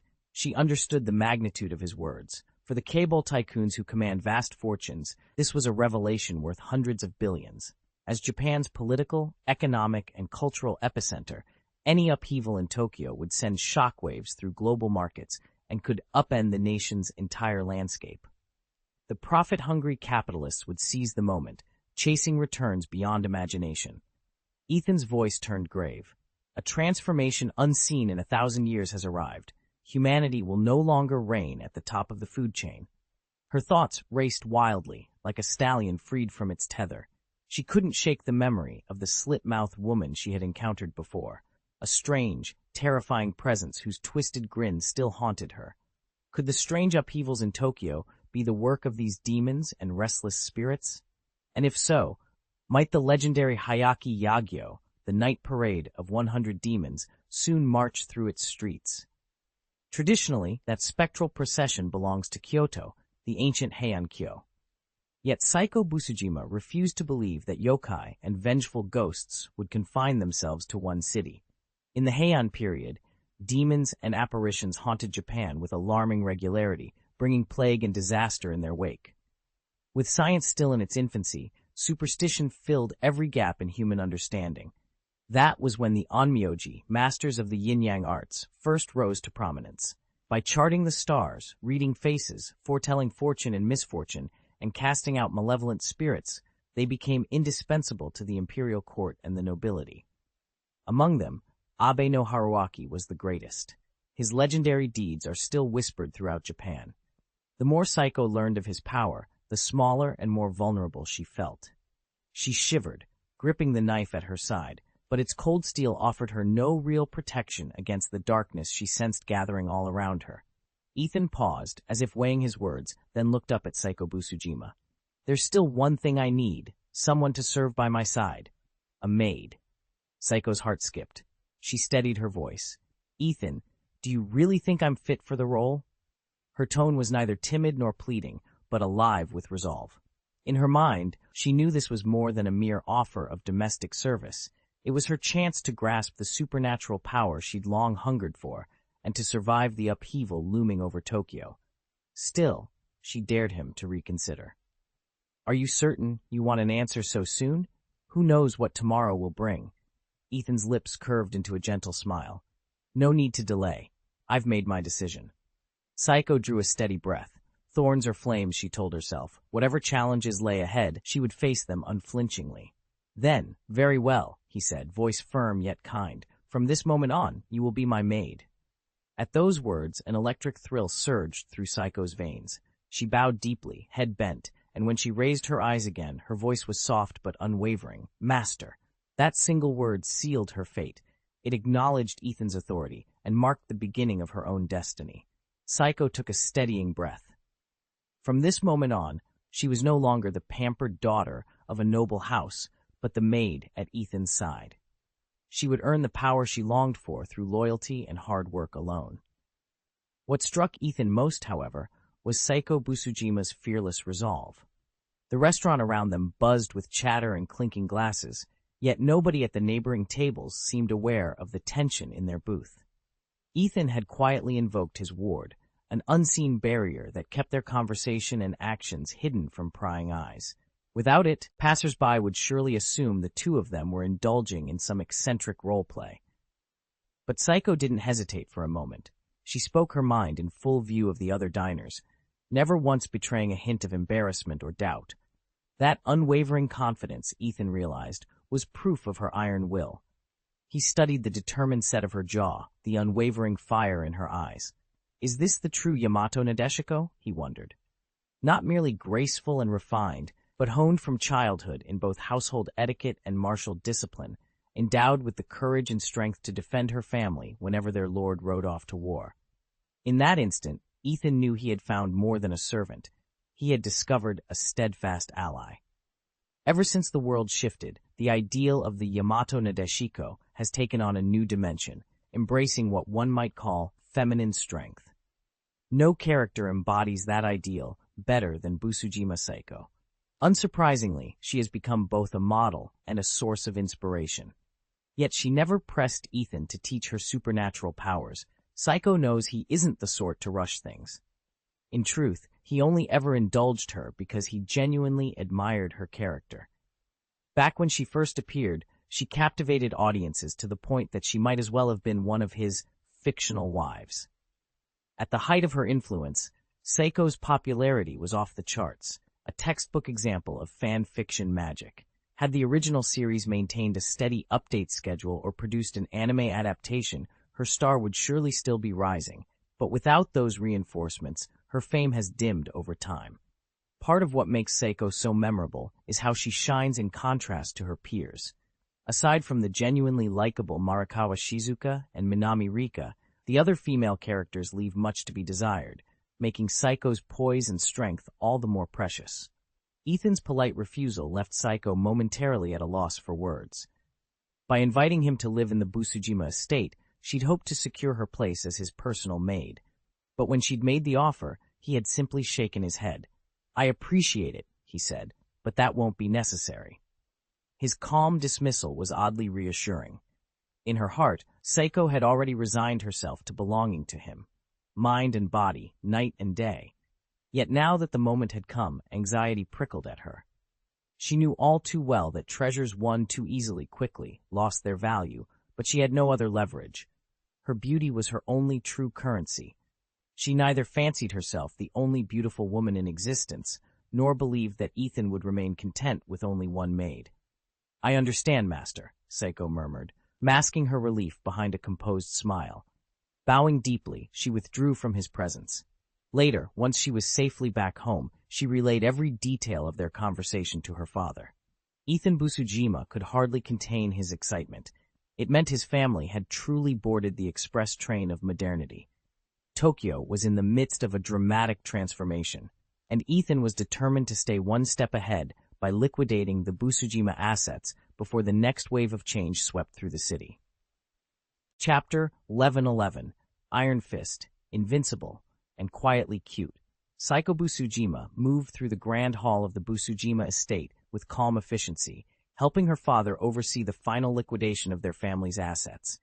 With the world on the brink of a new order, everything here would soon be either worthless or heavily discounted. There was no point in holding on. A few dozen meters away, Ethan hovered in midair, his dark coat trailing behind him like a shadow. Sparks of dormant energy flickered over his fingertips as he consulted the system interface in his mind. "Boss," the system reported, its tone oddly hesitant, "I can't materialize the night parade of 100 demons right now." Ethan glanced toward the city skyline, where the lights of Tokyo glittered against the dusk. He offered a faint, detached smile. "No need." The system's virtual voice stumbled. "Then, what do you intend to do instead of the night parade?" Ethan folded his arms. "I never planned to summon 100 demons in the first place." "Excuse me?" The system sounded genuinely flustered. "When I tapped into Psycho's thoughts, I assumed you'd unleash them. After all, a night parade of specters would wreak havoc. What sort of great change is rousing a few dozen vengeful apparitions?" Ethan interrupted. "If we want a true upheaval, Tokyo itself must cease to exist." Silence stretched for a heartbeat before the system objected. "Boss, that's excessive. Over 30 million lives, each one radiating spiritual energy. Destroying the entire metropolis requires far more power than even you possess." A lazy crease formed at the corner of Ethan's mouth. "Then destroy half of it." The system stuttered, its circuits buzzing with alarm, but Ethan did not waver, and none of its objections surfaced again. In that charged stillness, the die was cast. Tokyo had just become the setting for the greatest transformation this world had ever known. If you wipe out half of humanity, you still leave millions alive, and in a scene that size, the emotional backlash from the survivors would be enormous. The system didn't care about compassion. Ethan resumed his game, scanning for his next target, Shizuka Hiratsuka. Shizuka stood out among the usual parade of cutesy girls in anime. She was an adult, a Chinese teaching life counselor at Sobu High who genuinely cared for her students.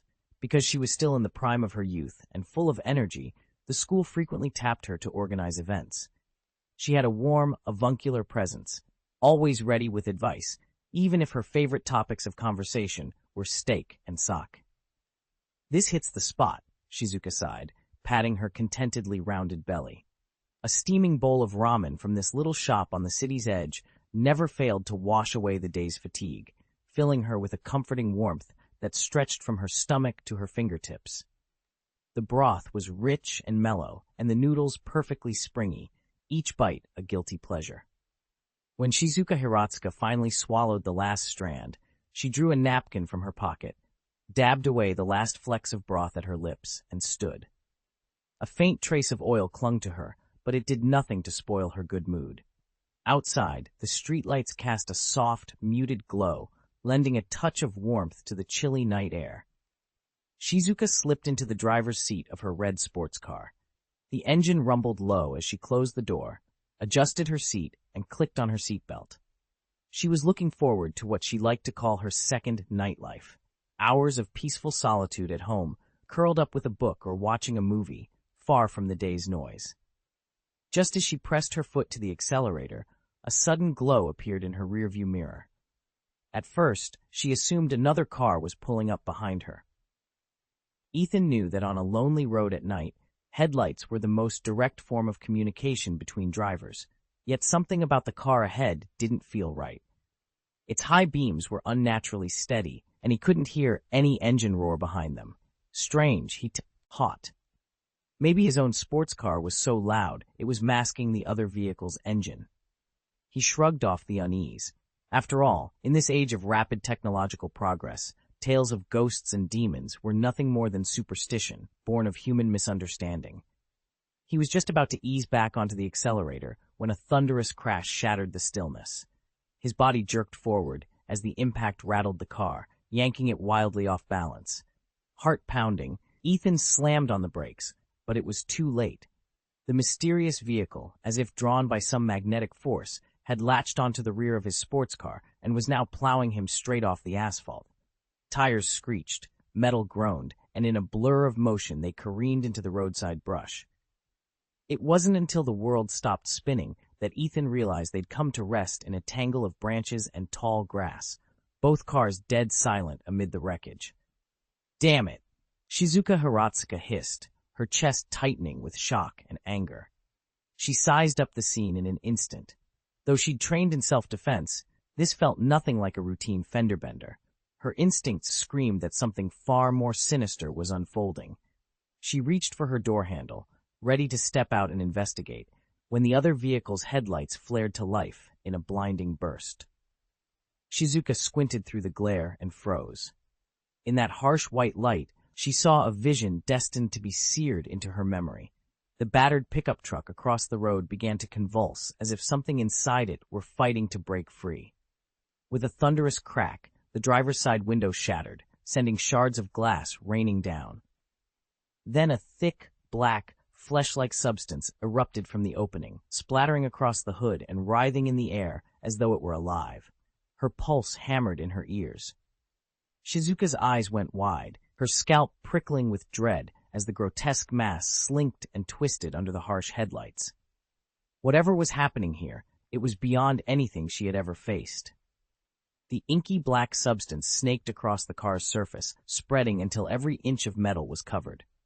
Under its influence, the vehicle began to twist and contort in impossible ways, as though some unseen hand were reshaping it. Within moments, the car had given birth to a towering humanoid figure, its body a grotesque fusion of iron and flesh. The metal plates gleamed like heavy armor, while the living tissue between them pulsed with a sickly dark luminescence. Shizuka Hiratsuka stood frozen, her mind reeling. Nothing in her scientific training or everyday experience could explain what she was witnessing. Rational thought evaporated, leaving her paralyzed with terror. She fumbled for her phone, hands shaking so badly she couldn't even press a single key.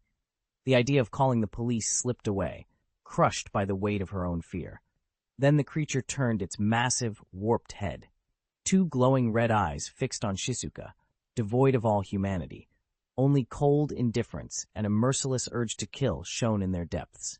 A wave of panic surged through her chest. Her heart pounded so fiercely she thought she might collapse at any second. And all she could do was stare, helpless, as the monster took its first step toward her. Ethan knew he had to get out of there immediately. Any delay would be catastrophic. Forcing himself to stay calm, he slammed the key into the sports car's ignition. The engine roared to life, tires screeching against the asphalt as he stomped the accelerator.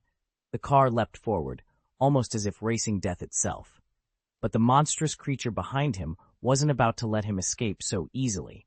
In enormous, lunging strides, it closed the distance with terrifying speed. Ethan's heartbeat thundered in his chest as he stole glance after glance at the rearview mirror. In the darkness behind him, the monstrous silhouette advanced relentlessly, an omen of death itself. Every exhale felt strangled, as if those unseen jaws were closing in to devour him. White-knuckled, he gripped the steering wheel and told himself, "Stay calm. There has to be a way out." But fear roared through him like a tidal wave, drowning reason. Then, through the night-shrouded road ahead, the broken outline of an old factory emerged. Its rusted beams and shattered windows loomed like the tomb of lost souls, but it was his only chance. Ethan jerked the wheel. Tires screeched in protest as the car fish-tailed past the collapsing gates and into the skeletal frame of the abandoned workshop. Echoes of grinding metal bounced off the empty walls, and a cloud of dust burst upward, swirling in the sudden whirlwind of his desperate escape. Ethan slipped out of the car and froze for a moment, taking in the chaos before him. The long-abandoned factory was littered with rusted machinery, broken pallets, and stacks of crates piled haphazardly like a mountain range. He inhaled deeply, forcing himself to stay calm. As the monster's distant growls echoed through the empty halls, Ethan scanned for a hiding place. His eyes settled on a towering metal shelving unit, its levels crammed with dusty, cobweb-covered goods that had sat untouched for years. Grateful for the makeshift barrier it offered, he crept toward it and began to climb. Each foothold felt unstable, coated in grime that threatened to send him tumbling. He held his breath with each careful step, terrified that even a single creak would draw the creature's attention. At last, he hauled himself onto the highest shelf and curled up in a shadowed corner. Through a narrow gap between the boxes, Ethan peered out. The monster had already entered the factory, a hulking silhouette slipping through the gloom, its eyes gleaming with a predatory light. With each heavy footstep, it swept closer, as though it could sense Ethan's presence.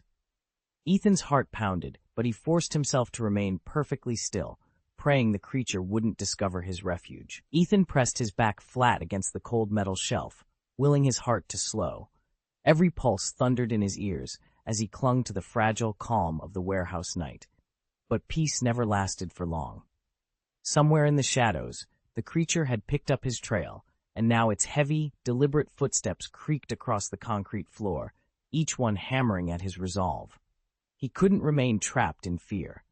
Ethan's eyes darted around until they settled on a cluster of abandoned steel pipes tucked into a corner. Rust scored their surfaces, but they were thick and weighty, more than enough to serve as a makeshift weapon. He yanked one free, tested its balance in his palm, and crouched low, readying himself for whatever came next. "Found you," a guttural voice rumbled through the darkness. Ethan's pupils narrowed. He tightened his grip on the pipe and steeled himself. Then, in one swift motion, he launched himself off the shelf, charging toward the sound.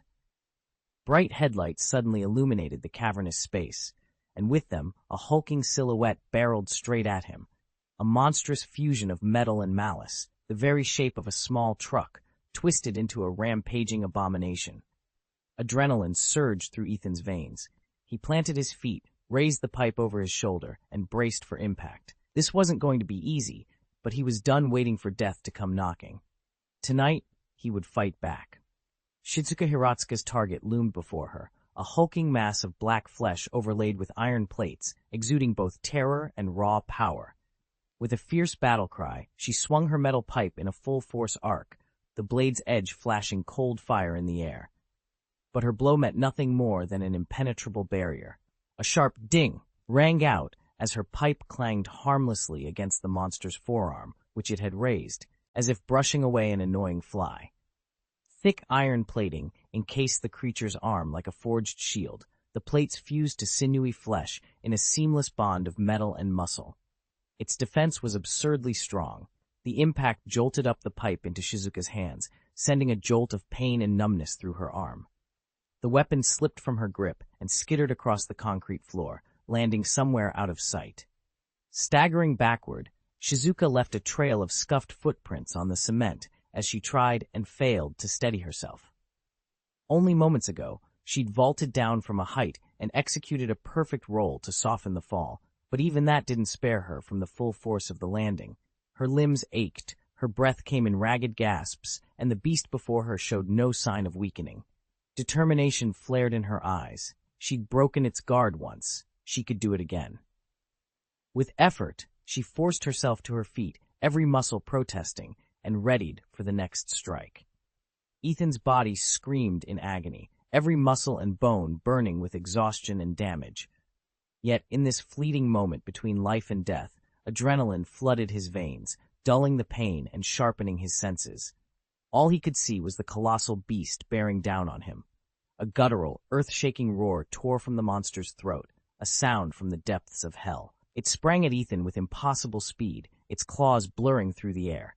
Ethan didn't hesitate. He dropped into a crouch, snatched the nearest length of metal pipe, and readied himself for the second onslaught. Almost at once, he realized his mistake. The creature had grown even faster, its strength now incomprehensible. Each of its movements rent the air with a thunderous crack, as though it shattered reality with sheer force. Ethan's heart pounded so fiercely he feared it might burst from his chest. He knew he couldn't meet this next attack head-on. If he did, the impact would crush him. He needed a new plan, fast, before the monster's next strike ended everything. Bang! The monster's massive right fist thundered onto the concrete factory floor, the shockwave rattling every loose bolt and beam. Instinctively, Shizuka Hiratsuka dove sideways, narrowly evading the full force of the blow. Still, the residual tremor slammed into her chest, making her ribcage ache as if she'd been punched herself. When the dust settled, she stared in horror at the crater yawning at her feet, a meter-wide gouge etched clean through reinforced concrete. Chunks of rubble and clouds of fine dust exploded outward like debris from a miniature quake. Shizuka swallowed hard. Beads of sweat trickled from her brow, landing on the parched ground and vanishing in wisps of steam. Her legs felt weak. Deep down, she knew she stood no chance against this creature's raw power. Panic and despair clutched at her heart until she could hardly draw breath. What is this thing? She managed to gasp, voice cracking. From somewhere beyond the plume of dust, a calm, measured voice replied, "It's a monster." The words cut through her racing thoughts like a cool breeze on hot skin. Shizuka raised her eyes toward the factory's wide-open entrance and saw him, a young man with dark hair, hands casually tucked into his coat pockets, surveying the scene with a steady, unflappable gaze. He took a single step forward, the clang of distant machinery underscoring his presence. Shizuka's panic ebbed slightly, replaced by a spark of curiosity and relief. Whoever he was, he faced the beast without a trace of fear. "Ethan?" she blurted, disbelief coloring her tone. "You know what that is?" He offered her a faint, confident smile and tilted his head toward the monster crouched at the room's far end, a hulking silhouette of jagged scales and glowing red eyes. "Precisely," he said. "And right now, it's our problem." Shizuka's heart pounded anew, but this time it was with determination. She squared her shoulders. "Then show me how we deal with it." Ethan's eyes gleamed with a quiet resolve. "Stay behind me," he instructed, voice as steady as steel. "I've got this." Together they turned toward the snarling behemoth. Dust motes drifted in the pale light, filtering through broken skylights, casting long shadows over the cracked floor. As the monster's low growl reverberated through the cavernous space, Shizuka gripped her weapon and prepared to fight by Ethan's side. Ethan stood before her, tall, striking, as if he'd stepped right out of a painting. An almost otherworldly aura radiated from him, compelling everyone who saw him to steal another glance. Shizuka Hiratsuka froze in place, her heart pounding so fiercely she thought she might collapse. Was it a hallucination brought on by exhaustion? She could have sworn a real-life Prince Charming had just come to her rescue. Chapter 11 and 13. Hiratsuka Shizuka's Shock. Hiratsuka Shizuka stood frozen, her breath catching as she took in the young man before her. He was more handsome than any husband she'd ever envisioned, like the first ray of dawn slicing through a moonless night, illuminating the hidden corners of her soul. Her heart thundered in her chest, as if time itself had paused at his arrival. Then came a roar unlike anything she'd heard before, charged with pure rage and defiance. The car beside them warped and convulsed, its steel body twisting into grotesque shapes. The headlights glowed into menacing eyes, and the tires stretched into thick, clawed legs. With a sibilant screech, the monstrous vehicle lunged at Ethan, intent on tearing him. Ethan didn't flinch. He lifted his chin, and in the sudden darkness his golden eyes blazed like twin stars. An ancient light returned to the world, unbowed and unafraid. Shizuka Hiratsuka gasped as she met his gaze. His eyes blazed with a celestial light, each flicker more radiant than 1,000 suns, like the brightest stars in creation dancing in unison. The brilliance was almost too much to bear, and yet in that moment, all her terror and despair simply melted away. Those eyes, so noble, so otherworldly, felt like the very embodiment of hope and salvation. For a split second, she could almost believe she was staring into the face of a god from an ancient myth.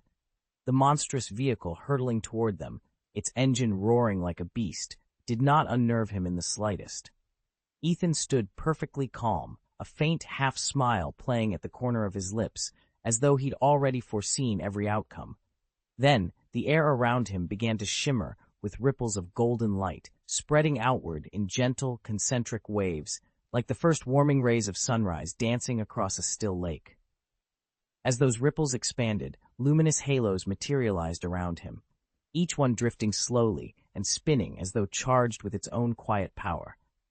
From these rings of light emerged an array of divine weapons, shields that gleamed like polished gold, blades that pulsed with rainbow hues, and spears that seemed to hum with anticipation. One by one, they hovered in the air, poised to defend their master and face the oncoming threat. Shizuka stared in awe. The scene was at once terrifying and beautiful, a testament to the astonishing power Ethan could summon with just a steady gaze and unwavering calm. And as the monstrous car thundered closer, she realized that safety, or ruin, rested entirely in his hands.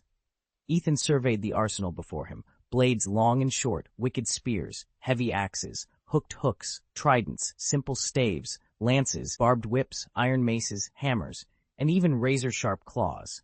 Each weapon throbbed with latent power, proof that these were no ordinary tools, but true divine arms, forged to slay demons and banish monsters. With a casual flick of his wrist, Ethan released them. One by one, the weapons shrugged off their golden halos and transformed into streaks of light that shrieked through the air toward the car demon. Their speed was blinding, so swift it felt as though time itself had frozen. Bang! Bang! Bang! Bang! A rapid succession of detonations rent the air, each strike reverberating with bone-shaking force. The demon car had no defenses against such a barrage. A spear impaled its side, an axe cleaved through the roof, and the remaining weapons descended in a hail of divine steel. In moments, the monstrous vehicle was ripped apart, its chassis split, circuits severed, and frames shattered into 8 jagged fragments. Sparks danced from exposed wires, mingling with oozing oil and foul ichor. A sickening, acrid stench wafted through the clearing, heralding its complete undoing. Under Ethan's relentless assault, the creature's body corroded beneath a strange energy that drained every ounce of life, rendering even the hardest steel brittle. At last, it collapsed into a seething puddle of black ichor streaked with fractured iron, a grotesque, heart-stopping sight. Ethan withdrew his hand, and the golden glow around him flickered and faded. Turning to face Shizuka Hiratsuka, he offered a gentle smile that felt like the first warm rays of spring. "Are you all right?" he asked softly. Shizuka remained frozen, her heart hammering in her chest. Moments passed before she found her voice, trembling with gratitude and disbelief. "I'm fine, thank you. But who are you? Why did you come?" Her tone carried equal parts suspicion and awe as she regarded the young exorcist. "You can call me Ethan," he replied. "I came for that monster." Shizuka's eyes widened, the memory of the beast's destruction still vivid in her mind. "A demon exorcist," she murmured, awe coloring her voice. "I never imagined they existed, let alone one like you." Shizuka's heart fluttered as she watched the stranger brush dust from his sleeve. Surely this was the moment of a hero saving the damsel in distress. She stumbled back a step, suddenly shy and self-conscious. And to think such supernatural forces even existed. He met her gaze with a calm expression. "I'm not a demon hunter or an exorcist," he said quietly. "I was just passing by." Shizuka took a shaky breath, still afraid her legs would give out. "You're okay now, but should I be worried about more of those things showing up?" He nodded. "Yes, the world is changing, the environment is shifting, and these monsters won't be a one-off." Her eyes went wide. "But the government, the police, the army, they'll handle it, won't they?" Ethan paused, choosing his words carefully. "They're doing everything they can, but they're not prepared for the supernatural. If you want to stay safe, you'll need to look out for yourself from now on." Shizuka swallowed hard, the night air suddenly feeling colder. As Ethan turned to leave, she realized her life had just changed forever, and she had no idea how to face what came next. "Maybe. Just be careful," Ethan said, his tone flat. Shizuka's heart sank at his cool reply. Was something dreadful really looming ahead? What was she supposed to do now? Summoning her courage, she hurried after him. "Mr. Ethan, wait." He stopped without turning around. Out of breath, Shizuka caught up. "Does the government know about all this?" Ethan shrugged. "Maybe they do. Maybe they don't." She swallowed hard, pain and shock finally catching up with her as the last of her adrenaline faded. "Thank you so much for saving me." She managed, her voice trembling. Could I have your number? I'd like to thank you properly someday." He shook his head. "There's no need." Shizuka's chest tightened. She opened her mouth to plead again. "Please, Mr. Ethan, Her legs gave out, and she collapsed forward. Instinctively, Ethan caught her in his arms. Softly, he said, "She's fainted." Ethan's eyes softened as he lifted her gently. In her desperation, she'd clung to him like a drowning swimmer seizing a lifeline, and he understood all too well why. Chapter 11:14, Tricking Hiratsuka. Shizuka Hiratsuka was famous for her unflappable composure, even in the fiercest storms, but at that moment, all her calm had deserted her. Her heart thundered in her chest, and cold sweat dotted her brow as the remnants of her nightmare clung to her consciousness. In the dream, she stood alone in a vast abandoned factory. Rusted beams overhead groaned, and the metallic tang of decay filled the air. Then, from the shadows, a gargantuan figure emerged, a grotesque patchwork of scrap metal and car parts, its eyes glowing a menacing red. It moved forward with terrifying confidence. Shizuka tried to run, but invisible chains wrapped around her ankles, pinning her in place. The monstrous Autobot raised its colossal fist and brought it down. The impact sent waves of despair through her veins. Helplessness engulfed her before darkness claimed her once more. A shuddering gasp tore from Shizuka's throat, and she bolted upright. Her back was slick with sweat, and her heart pounded as if she'd run a marathon.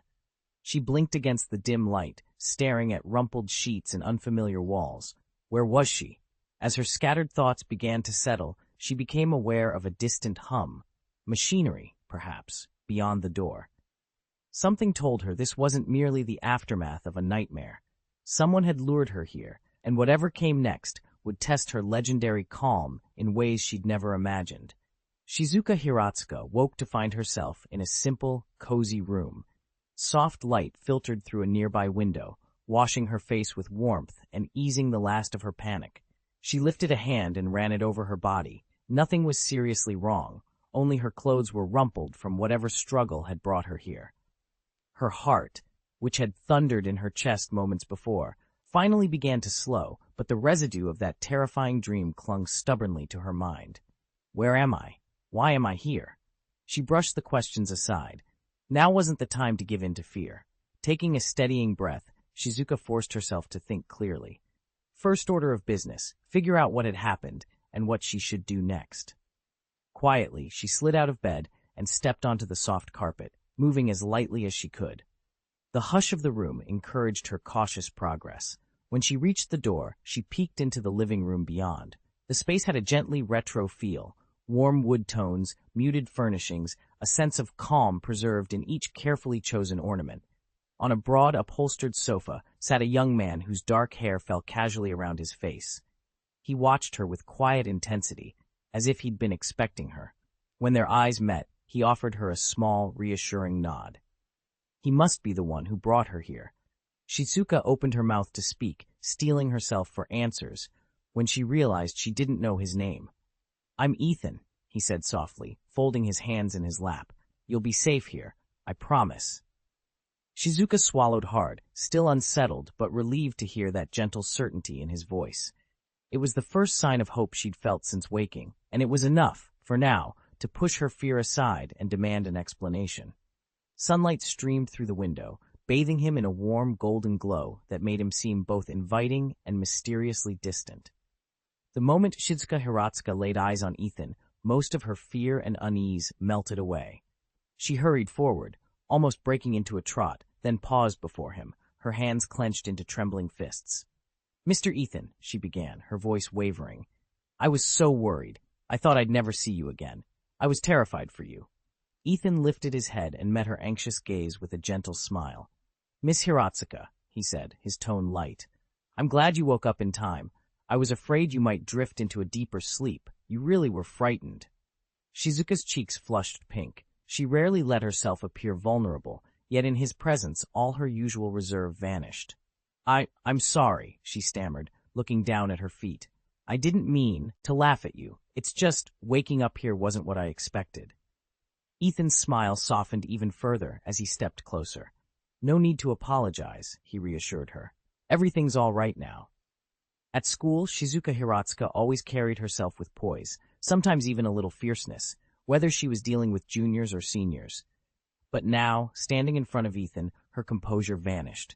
She felt achingly vulnerable, utterly reliant on him. Perhaps it was his youthful face or the quiet strength he'd shown in moments of crisis, but an inexplicable warmth welled up in her chest whenever she looked at him. "Mr. Ethan, thank you for saving me," she choked out, her voice trembling with tears. "If it weren't for you, I might have." She stopped, overwhelmed by emotion, and bowed her head in a deep, grateful curtsy. Ethan lifted a hand to gently stop her. "Please, there's no need for formalities. I just did what anyone should do. If you want to thank someone, thank yourself. It was your courage and determination that kept you alive." Shizuka raised her head, eyes glistening. She managed a grateful nod, but a hint of fear flickered across her features as she recalled their last conversation, just before he'd slipped into unconsciousness. The warning he'd given her about more monsters coming back flooded her mind. "Mr. Ethan, you said there would be more monsters. Is that true? Am I dreaming?" Her voice was barely above a whisper.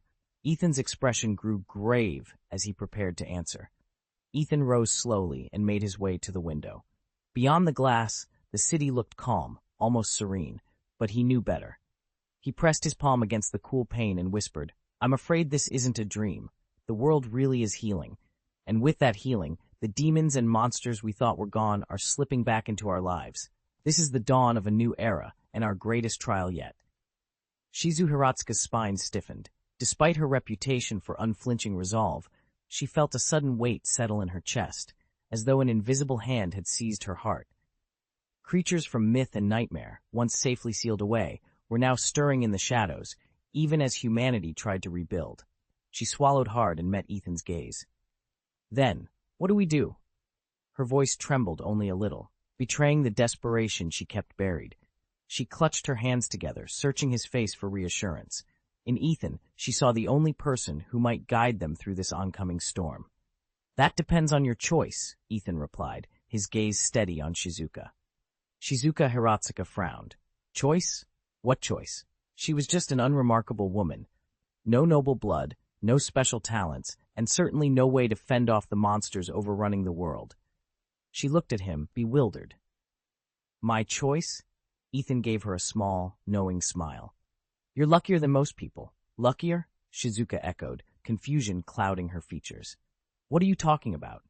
Ethan's voice softened. "You have a spiritual aptitude. Ordinary people don't." The words hit her like a shockwave. In this desperate new age, so full of terror and uncertainty, she alone, carried a power that everyone else could only dream about.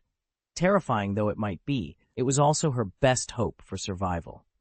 Hope bloomed in Shizuka's chest, replacing fear with determination. "Then, will you teach me to use this power?" Ethan nodded. "If you're willing to choose the path ahead, I'll show you everything I know." Here's a polished rewrite of the sentence you provided, with Luther renamed to Ethan and clear male pronouns. At best, ordinary people would stand no chance against monsters. They'd be dead for sure. But if they could tap into spiritual power and learn to wield it, they'd have a far better shot than anyone else. Please send over the rest of the chapter, and I'll continue transforming it into a smooth, idiomatic English version. Chapter 11-15, People Live to Feel at Ease. "There's no such thing as a free lunch, Miss Hiratsuka." Ethan shook his head. Shizuka Hiratsuka stared at him, startled. She knew all too well that no matter the world or the era, effort and reward were always in balance. Nothing came without a price. "What will it cost me?" she asked, her voice steady despite the knot of apprehension forming in her stomach. Ethan's lips twitched into a faint, almost teasing smile. There was depth behind his eyes, however, a seriousness that made her blood run cold. "You?" Shizuka echoed, her heart pounding. A brief, irrational panic washed over her as she glanced at her own reflection in the nearest window. No, surely he wasn't asking for that. Yet when she looked back at Ethan, there was no hint of lust or greed in his expression, only an unsettling resolve. "It's not just your body I seek," he said quietly, each word deliberate. "I want all of you, your body, your mind, your soul. From this moment on, you belong to me." His declaration struck her like thunder. Shizuka's eyes flew open in disbelief, as though he had just offered the most absurd bargain imaginable. But the conviction in his gaze told her he meant every word. She swallowed hard, realizing that for better or worse, her life had just changed forever. Ethan's expression was utterly grave, without the slightest hint of amusement. "This is the price you must pay. Don't be anxious or angry. This decision is yours alone. You can choose to gain spiritual power or to keep your freedom. It's entirely up to you." He spoke as though it were the most natural thing in the world. Shizuka Hiratsuka fell silent, her mind a storm of conflicting emotions. She understood the dreadful magnitude of the choice before her. To accept spiritual power would grant her the strength to defend herself and everyone she cared about, but it would also bind her to this mysterious Ethan, forcing her to surrender her autonomy. She remembered last night's terror, how helpless she felt when the monsters swarmed, how paralyzed by fear she'd been. The temptation of power, to stand firm, to protect the innocent, was overwhelming. And yet, she knew that if she agreed, she'd never again be the free-spirited Shizuka Hiratsuka she'd always been. Worse, if she refused, someone else might take the deal without hesitation, and she could be condemning another to the same impossible choice. Shizuka lifted her gaze to Ethan. Mr. Ethan, her voice trembled as she sought the courage to speak the words that would change her life forever. Ethan, I'm willing to pay the price. Miss Hiratsuka Shizu's voice was steady, but her heart pounded beneath her calm exterior. As a teacher, she'd grown mature in both body and mind, but this decision went beyond lesson plans and faculty meetings. Should she surrender her freedom for the sake of power? There was no universal answer. Some souls craved strength so fiercely they'd sacrifice anything. Others preferred the quiet comfort of an ordinary life. Ethan had simply laid the choice before her. Whether she accepted it was entirely hers. A faint, knowing smile curved Ethan's lips. He had expected this. Very well, Miss Hiratsuka. You've made a wise choice. From this moment on, you will possess formidable spiritual power, but in return, you must relinquish your freedom. Do not fear. I will forge for you a new identity and grant you the status you need to wield that power and influence the world beyond these walls. Shizu swallowed hard. Doubt and apprehension tangled in her chest, but she nodded. There was no turning back. If she embraced what lay ahead, she would harness her gift not only to protect herself, but to shield the innocent who counted on her. Ethan's tone softened, catching her by surprise. Now, go and bathe. Prepare yourself.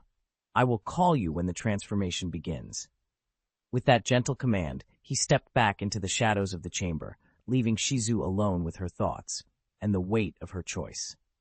Shizuka Hiratsuka stood frozen for a heartbeat, her pulse suddenly racing. A bath? And then? What? She didn't let her imagination run any further. She couldn't bear to.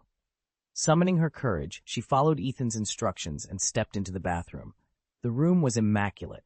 A plush towel lay neatly folded on the counter. Beside it, a bottle of lightly scented shower gel promised a soothing aroma. On a small stool lay a perfectly tailored outfit, folded with care. Everything felt deliberately arranged, as if to usher in some irrevocable change. Her heart pounded as she peeled off her clothes. Under the bright light, her skin looked impossibly smooth and pale. Where scars had once traced her arms, back, and sides, there was nothing but flawless flesh. No raised tissue, no discolored patches, only the clear sweep of unblemished skin. Shizuka knew without asking that Ethan's skill had erased every mark. She shook her head, bewildered. What am I thinking? Stepping beneath the showerhead, she let the hot water cascade over her shoulders. The steam curled around her in gentle waves, warm droplets slipping down her back and chest. Yet her thoughts remained tangled, flitting from one worry to the next. She had never been the impulsive type, methodical, cautious, always in control, but now her mind felt like shattered glass, each fragment reflecting a different fear. Anxiety pricked her skin. What have I agreed to? Still, the heat of the water offered a small measure of comfort. She reached for the shower gel, its mild scent awakening her senses. As she worked the lather into her arms, she took a slow, steadying breath. Ethan had already shown her what he was capable of. He had given her a fresh start, body and soul. Now the next step lay before her. She closed her eyes and tried to calm the storm in her chest. One foot in front of the other, no turning back. With the steam rising around her, Shizuka braced herself for whatever came next. Although Shizuka had steeled herself for what lay ahead, part of her still recoiled at the thought of sacrificing her freedom. There was no turning back now. She closed her eyes and let the warm shower rain over her, washing away the lingering doubts in her mind and the tension in her muscles. She told herself that having chosen this path, she would see it through with courage. No matter what challenges arose, she would wield her newfound power to protect herself and every innocent life she could. When she stepped out of the bathroom, crisp clothes were waiting on the bed. The fabric was soft, the tailoring exquisite, draping over her curves as if it had been made for her alone. Shizuka paused in front of the mirror, studying her reflection as though seeing a stranger. This woman staring back at her possessed a potent spiritual energy, and shadowy obligations she could no longer ignore. She hurried into the living room, heart pounding, but Ethan was nowhere to be seen. Instead, a translucent hollow projection hovered where he'd been standing. His familiar voice, steady and warm, filled the air. "From now on, you're free to follow your own path, just like always." Shizuka sank onto the sofa, her pulse racing. Freedom had its price, but now, more than ever, she was ready to pay it. "What's this?" Shizuka Hiratsuka muttered, staring after Ethan as he walked away. She'd been on the verge of protesting, but the moment he turned his back, her words trailed off. He genuinely seemed clueless about her feelings. Damn it, was she really that unremarkable? With his reputation and power, he must have been involved with countless women far prettier than her. Why on earth would he ever show interest in her? A heavy sigh escaped her lips as worry gnawed at her. Ethan had toyed with her emotions, offering a flicker of hope one moment, then withdrawing it the next. She knew all too well, the easier something is to obtain, the less one cherishes it. Let her, and Saiko Busujima, linger in this uneasy suspense. People crave peace of mind, and the longer they remain anxious, the more desperately they cling to anything that promises reassurance. Had, of course, was Ethan's design. When he finally stepped in to soothe their fears, he would become their savior. But he didn't seek only their bodies, he wanted their hearts and minds too.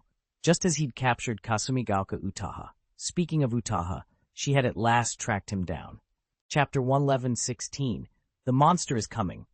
"Mr. Ethan!" Kasumigaoka Shiyu called, hurrying up to him. "You made it." Ethan glanced at Shiyu with a small nod, his eyes fixed on the distant horizon over Tokyo Bay. Shiyu followed his gaze curiously. "Mr. Ethan, what are you looking at?" He spoke in a low, measured tone. "A monster." "A monster?" Shiyu frowned and leaned forward, searching the water's surface. "Come on, you're joking, right?" "I'm not." Ethan's reply was calm but resolute. "It's on its way." Still, nothing stirred on the bay. Then, from deep beneath the waves, a thunderous thunk rolled across the water, like the slow, rumbling breath of an ancient beast. The ground trembled under their feet. The air seemed to freeze. Even the sea breeze stalled in mid-draft, as if holding its breath for what might come next. Nearby, fishermen aboard returning trawlers paused in their tasks. The afterglow of the sunset still painted their faces in warm hues, but their blood ran cold at the sudden roar echoing across the bay. They exchanged uneasy glances, aware that something colossal and unknowable was stirring out there in the depths. They all froze and turned toward the sound, Tokyo Bay. At sea level, a massive, elongated shape streaked past at unbelievable speed, like a great dragon slipping just beneath the surface and revealing a glimpse of itself. "Look, what is that?" One of the fishermen pointed out to sea, his voice quivering with a mix of fear and fascination. He indicated a patch of water shrouded in thick fog, where flickering flames danced amid rolling plumes of smoke, as though some infernal gate had cracked open and let loose its terror. "Is that a tail?" Another fisherman whispered, eyes wide with disbelief. None of them had ever seen anything so vast. They couldn't even guess what kind of creature could leave such a wake.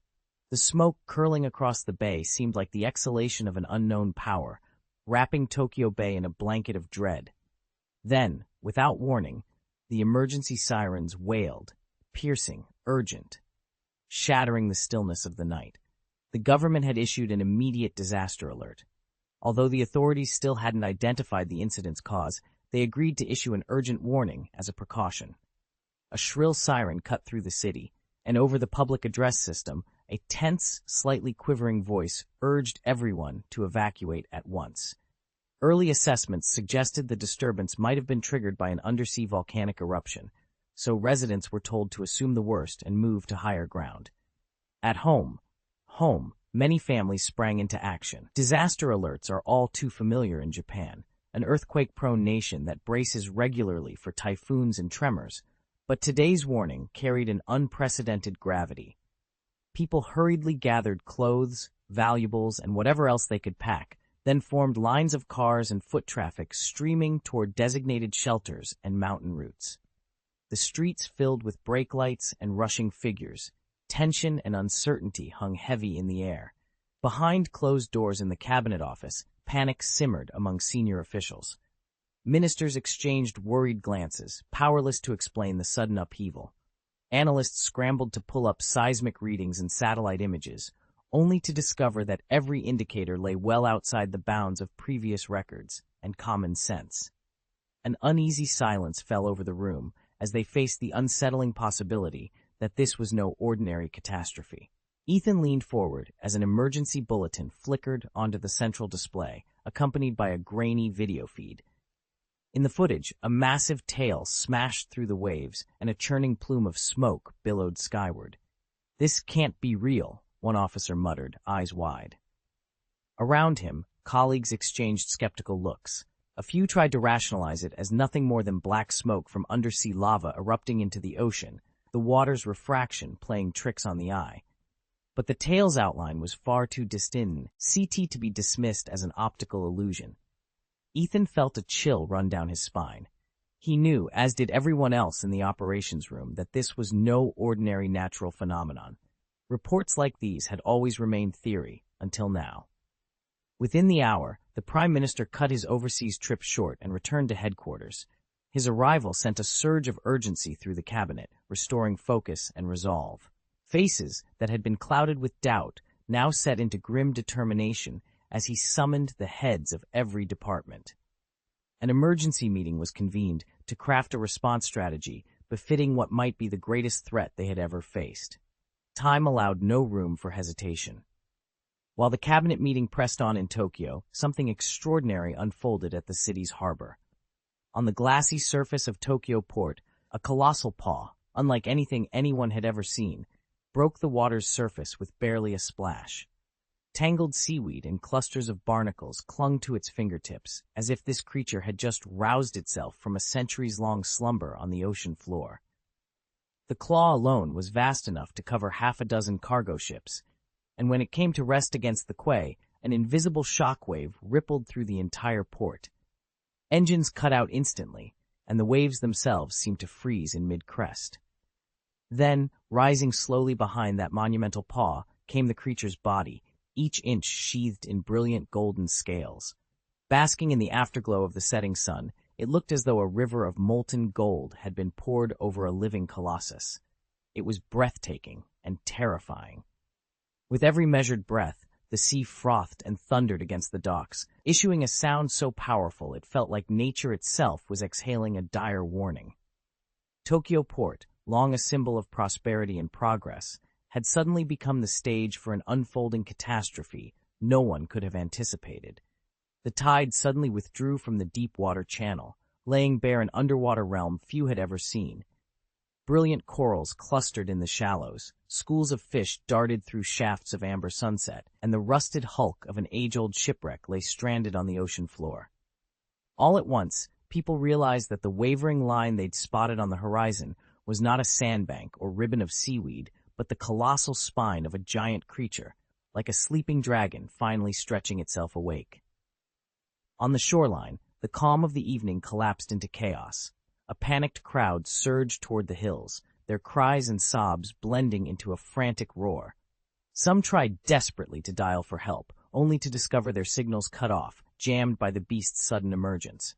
Others attempted to drive away from the shore, but found the roads choked with fleeing families and overturned vehicles.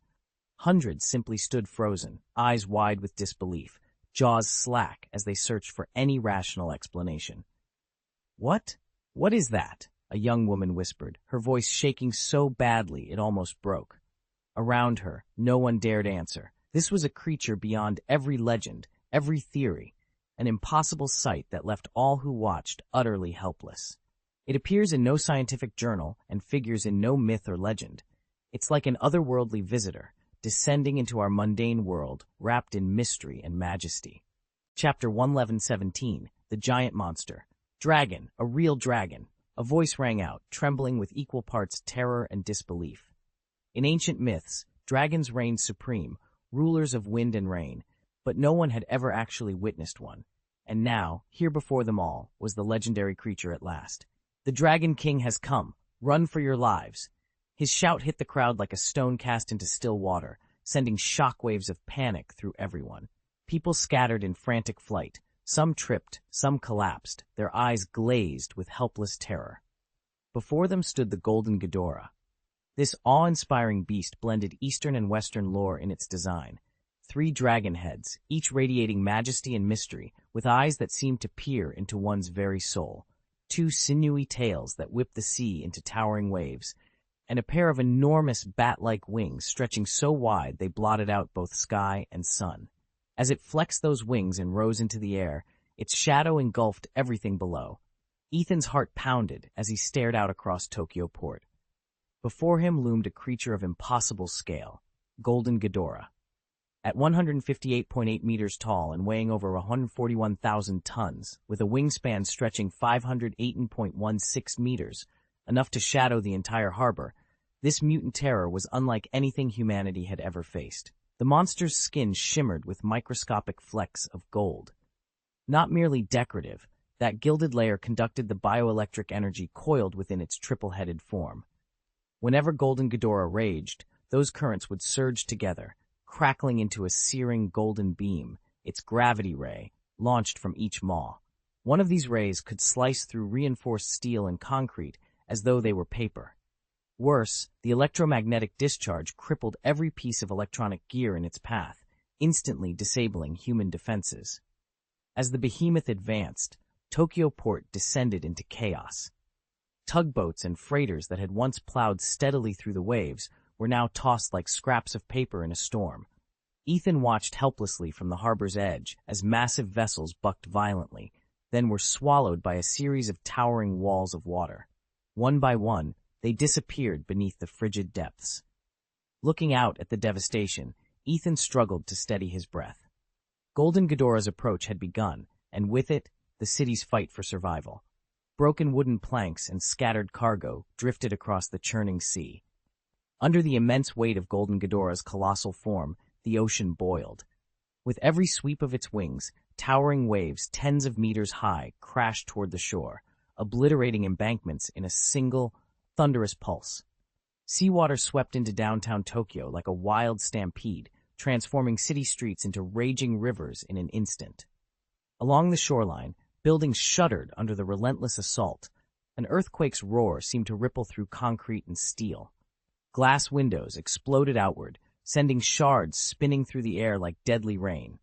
People screamed, scrambling for cover as overturned vehicles and uprooted trees blocked every route. Chaos reigned, honking horns, desperate cries, the wail of sirens, all drowned beneath the roar of the sea. In that moment, humanity felt painfully small. Our proudest achievements, our technology, our civilization, our cunning, were reduced to fragility before a force of nature beyond reckoning. Even the tallest skyscrapers quivered beneath Ghidorah's shadow, as if teetering on the brink of collapse.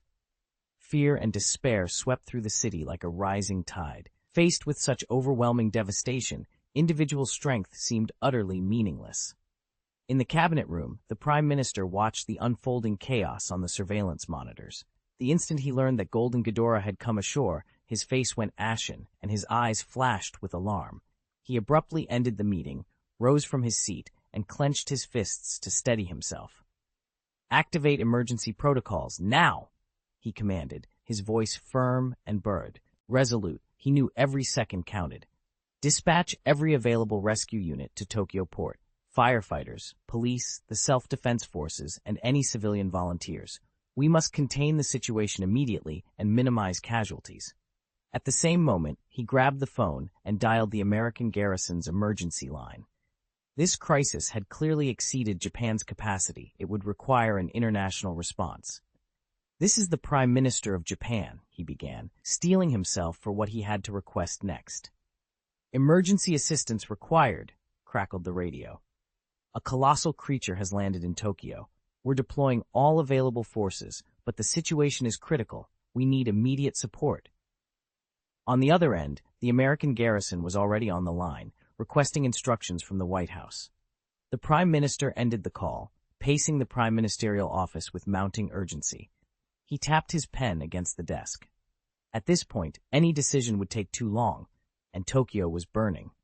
Farther south, atop a grassy embankment, Kasumigaoka Shiyu watched in horrified disbelief. Below her, the morning haze parted to reveal Golden Ghidorah, its 3 heads swaying like serpents in the breeze. Its massive wings draped over the cityscape, each silent beat seeming to send ripples through the air. Shiyu gripped the railing so tightly her knuckles went white. In her 3 years of life, nothing had prepared her for a sight like this. She tried to speak, but the words tangled in her throat. Each exhale came as a strangled gasp.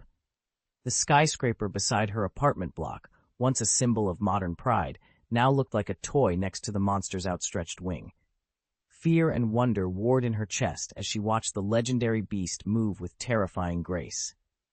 "No, this can't be happening," she whispered, her voice barely audible over her pounding heartbeat. For a moment, everything in Tokyo, every plan, every hope, every life, seemed to hang on the next move of this golden leviathan. At 158 meters tall, the creature loomed over the city like a natural hill. Shiyu Kasumigaoka couldn't help but imagine a tank being crushed by a single kick, and felt her heart sink. "What kind of monster is that?" she whispered, her voice trembling as she glanced at Ethan standing calmly beside her.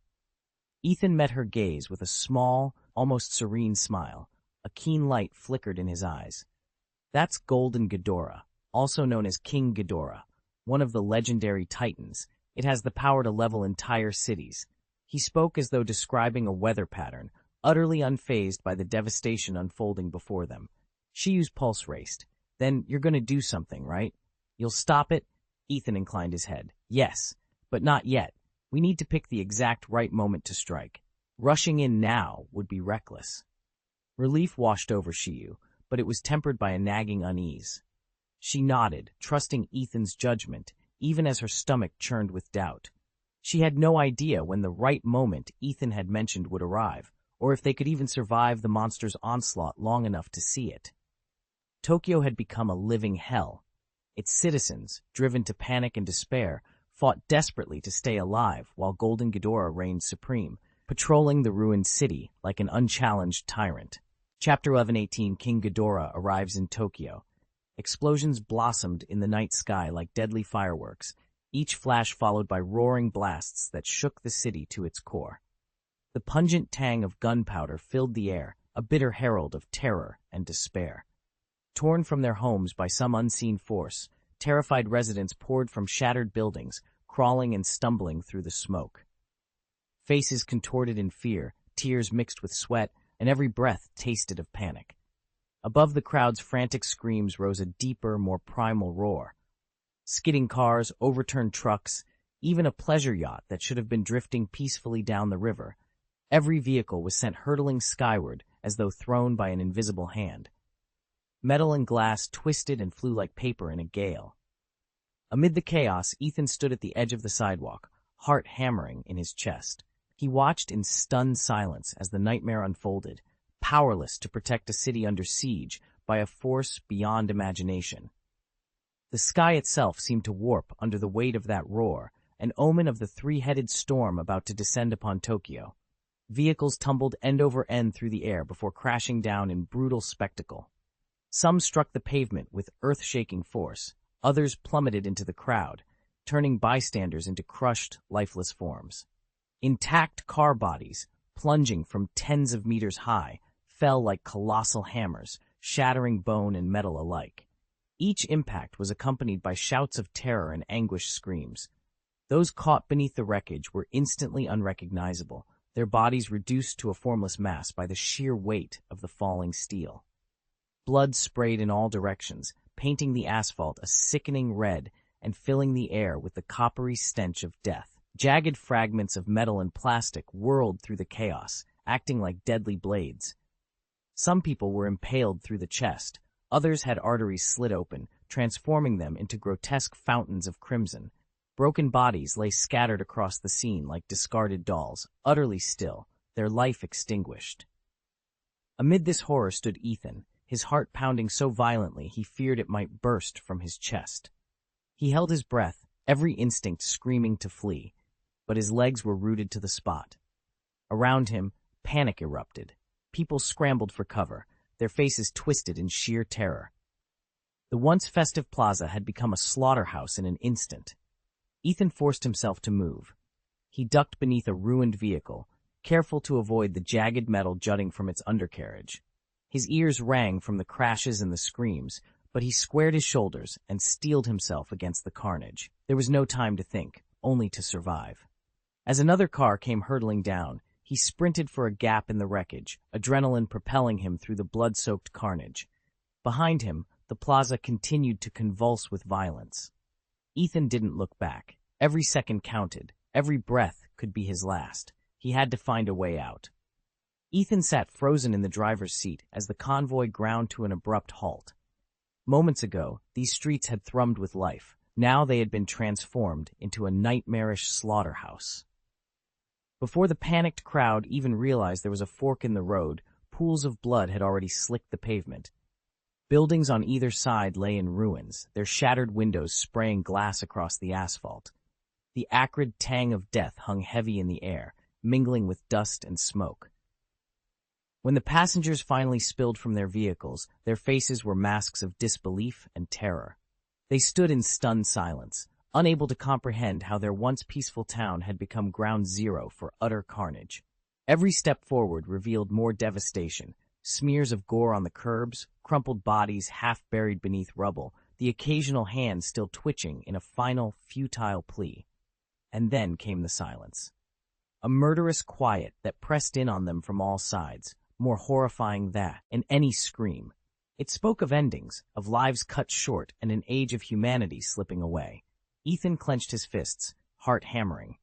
Beyond the narrow fork lay a landscape he could scarcely bear to behold, yet he knew there was no turning back. This apocalypse had only just begun. Ethan's heart hammered in his chest, his very soul screaming in terror, and still, he was utterly powerless. Around him, the air felt as taut as a drawn bowstring, ready to snap at the slightest disturbance. No one dared to speak or even breathe. Each breath might draw the attention of whatever monstrous force had brought this calamity upon them. Drops of sweat trickled down their faces, plinking softly against the stone floor, an agonizingly loud sound in the oppressive stillness. Then came the first boom. Boom, boom, boom. Each footfall shook the ground so violently that it felt as if the earth itself were about to shatter beneath their feet. The sound was endless, like the thundering approach of some primeval beast, and with every thunderous step, their dread deepened. Ethan could almost feel his chest compress under the weight of those steps, as though they were driving him into the cold, unyielding ground. With the relentless approach of those footsteps came a stench so cruel and fierce it turned their stomachs, a fetid mix of blood, sweat, and something far older and more terrifying. It seeped into their lungs, making every breath a struggle. Ethan's pulse raced. Every nerve in his body screamed for him to run, to hide, to do something, anything, but he remained frozen, held in place by fear of the horror that was drawing ever closer. Ethan's stomach lurched at the first whiff. A rank, animal stench, like rotten meat, that made his skin crawl. The odor seemed alive, as if the very air around them were silently gnawing at their flesh. Every breath burned, filling their lungs with a toxic miasma that felt intent on devouring them from the inside out. He and the others froze, hearts pounding in terrified unison. It was the oldest, most primitive survival instinct in humanity's arsenal. When faced with an unbeatable predator, play dead. They held their breath, bodies rigid, hoping this grotesque presence would dismiss them as lifeless and pass by. But hope was a dangerous luxury. The footsteps drew nearer, and horror swiftly replaced their stunned paralysis. Whatever was coming would not be fooled by feigned death, and it certainly would not stop until it had fed. Ethan stood among the shaken survivors, their faces frozen in disbelief. No one could speak, each throat clamped shut by terror. Eyes wide and hearts pounding, they watched helplessly as hope drained away, leaving only dread. A low rumble heralded the creature's arrival. Then, through the dust and panic, its true form emerged. A mountain-sized behemoth, its hide plated in rugged obsidian scales that gleamed faintly in the dying light. With each thunderous step, the ground quaked beneath them, and the monster's heavy breath rattled the air. Its single drive was evident, to annihilate every human in its path. Ethan felt the last flicker of resistance throttled by overwhelming despair. Struggle was futile. No weapon could pierce those impenetrable scales, no tactic halt its advance. All they could do was stand in mute horror, awaiting oblivion. Above them, the Japanese government's response had been disturbingly slow. helpless bureaucrats scrambling to understand what lay before their eyes, powerless to avert disaster. And so they waited, hearts gripped by the certainty that the world they knew would soon be swallowed by darkness. Ethan sat in the conference room as the officials argued back and forth, each clutching thick legal briefs in search of an acceptable response. They were shackled by cumbersome administrative procedures and convoluted statutes. Every proposal had an interminable ladder of approvals, turning even the simplest decision into a laborious, time-consuming ordeal. And if they moved too hastily, the fallout could be disastrous. Not only might a rushed choice fail to solve the crisis, but it could also unleash greater chaos and leave them vulnerable to harsh judgment under both the law and public morality. Chapter 11 and 19, Total Destruction. City streets lay in ruin. Upturned cars, crumbled buildings, and scorched asphalt marked every block. With each passing minute, the rampaging monster tore through what remained of civilization, leaving death and chaos in its wake. In the face of this unprecedented disaster, the Japanese cabinet found itself paralyzed. Bureaucratic complexity and fear of future political backlash had sapped any will to act. No minister wanted to be remembered as the one who made the wrong call, and each feared bearing the blame should rescue efforts fail. So they fell silent, hoping either for a miracle or for foreign aid to arrive, unwilling to gamble their careers or reputations on daring decisions. Every moment of indecision cost innocent lives. The government's inaction spread through the populace like a slow poison, eroding hope and courage. Ordinary citizens watched from shattered windows and barricaded rooftops as the monster's fury consumed their neighborhoods. No one dared to venture outside, not even to try to fight back. Just when despair seemed absolute, a new presence emerged on the edge of the devastation. Far beyond the government's stalled responses and the terrified crowds, a single figure advanced toward the wreckage. Calm, determined, and entirely alone, he stepped into the abyss of destruction, and ready to confront the horror no one else would face. His name was Ethan. The moment the U.S. reconnaissance plane located the creature in the ruins of Tokyo, the information was beamed straight to headquarters. Within hours, a heavily fortified American base in the United States convened an emergency briefing on how to neutralize this unprecedented threat. In the secure conference room, a bank of monitors displayed live footage of the monster, its gargantuan frame rising from fractured concrete and smoldering steel. General Wallace, a broad-shouldered officer with a steely countenance honed by years of command, stared at the screen with thinly veiled contempt. "It's nothing more than an oversized animal," he declared, voice cold with disdain. "No matter how colossal it appears, it's still a carbon-based organism. Against our modern firepower, it's little more than a paper tiger." The other officers exchanged nods of agreement. From their perspective, the beast's extraordinary size only underscored its vulnerabilities. With cutting-edge weapon systems and elite infantry at their disposal, they were confident they could drive it out of Tokyo, capture it intact, or if necessary, hunt it down and eliminate it. Ethan sat in the cockpit of his F-35 as dawn's first light broke over Tokyo Bay. Through the canopy's haze, he could see the smoking ruins of once bustling districts, decimated by Golden Ghidorah's 3 writhing heads, each crowned with glinting, horn-like protrusions. The monster's metallic scales reflected the rising sun, lending it an otherworldly menace that made even modern war machines seem fragile by comparison.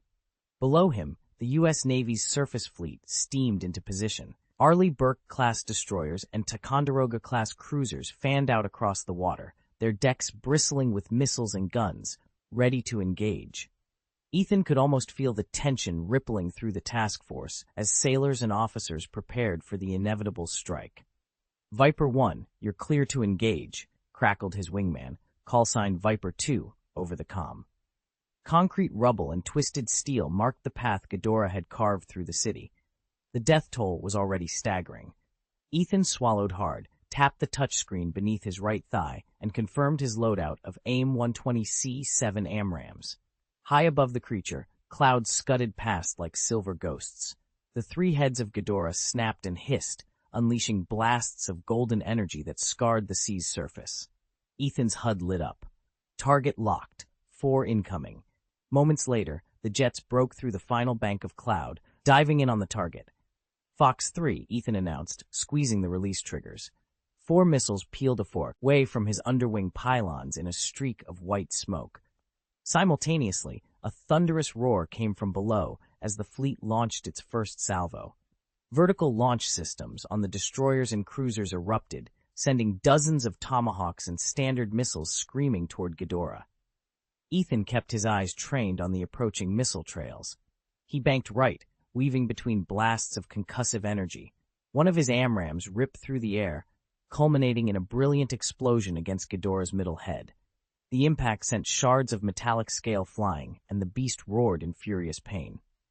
On the comm, Admiral Reyes' calm voice cut through the chaos. "All units, stay on target.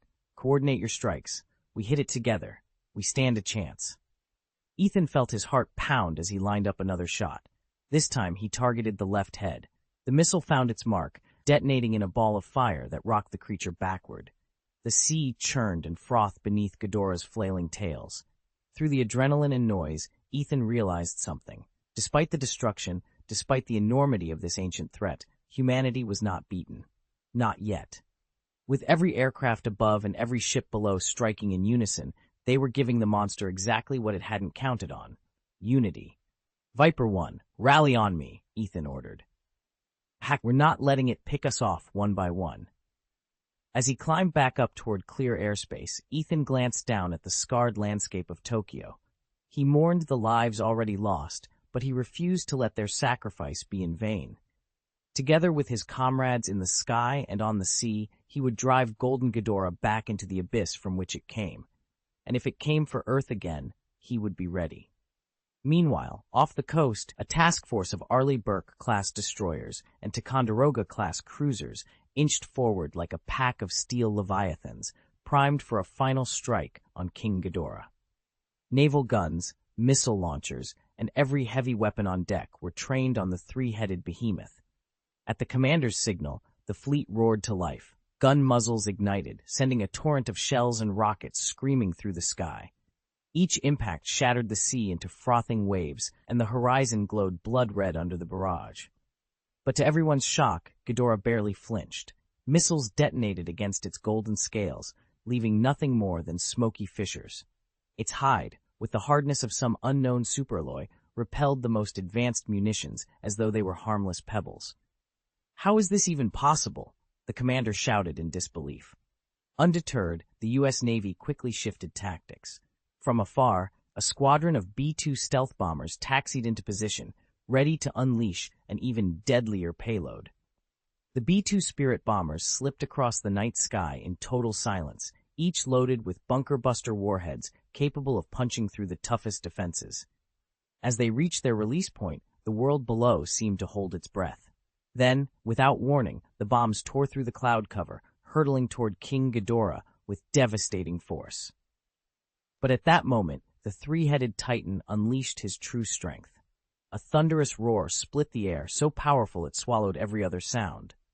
Ghidorah's 3 serpentine necks arched upward in unison, his golden eyes blazing with an otherworldly light.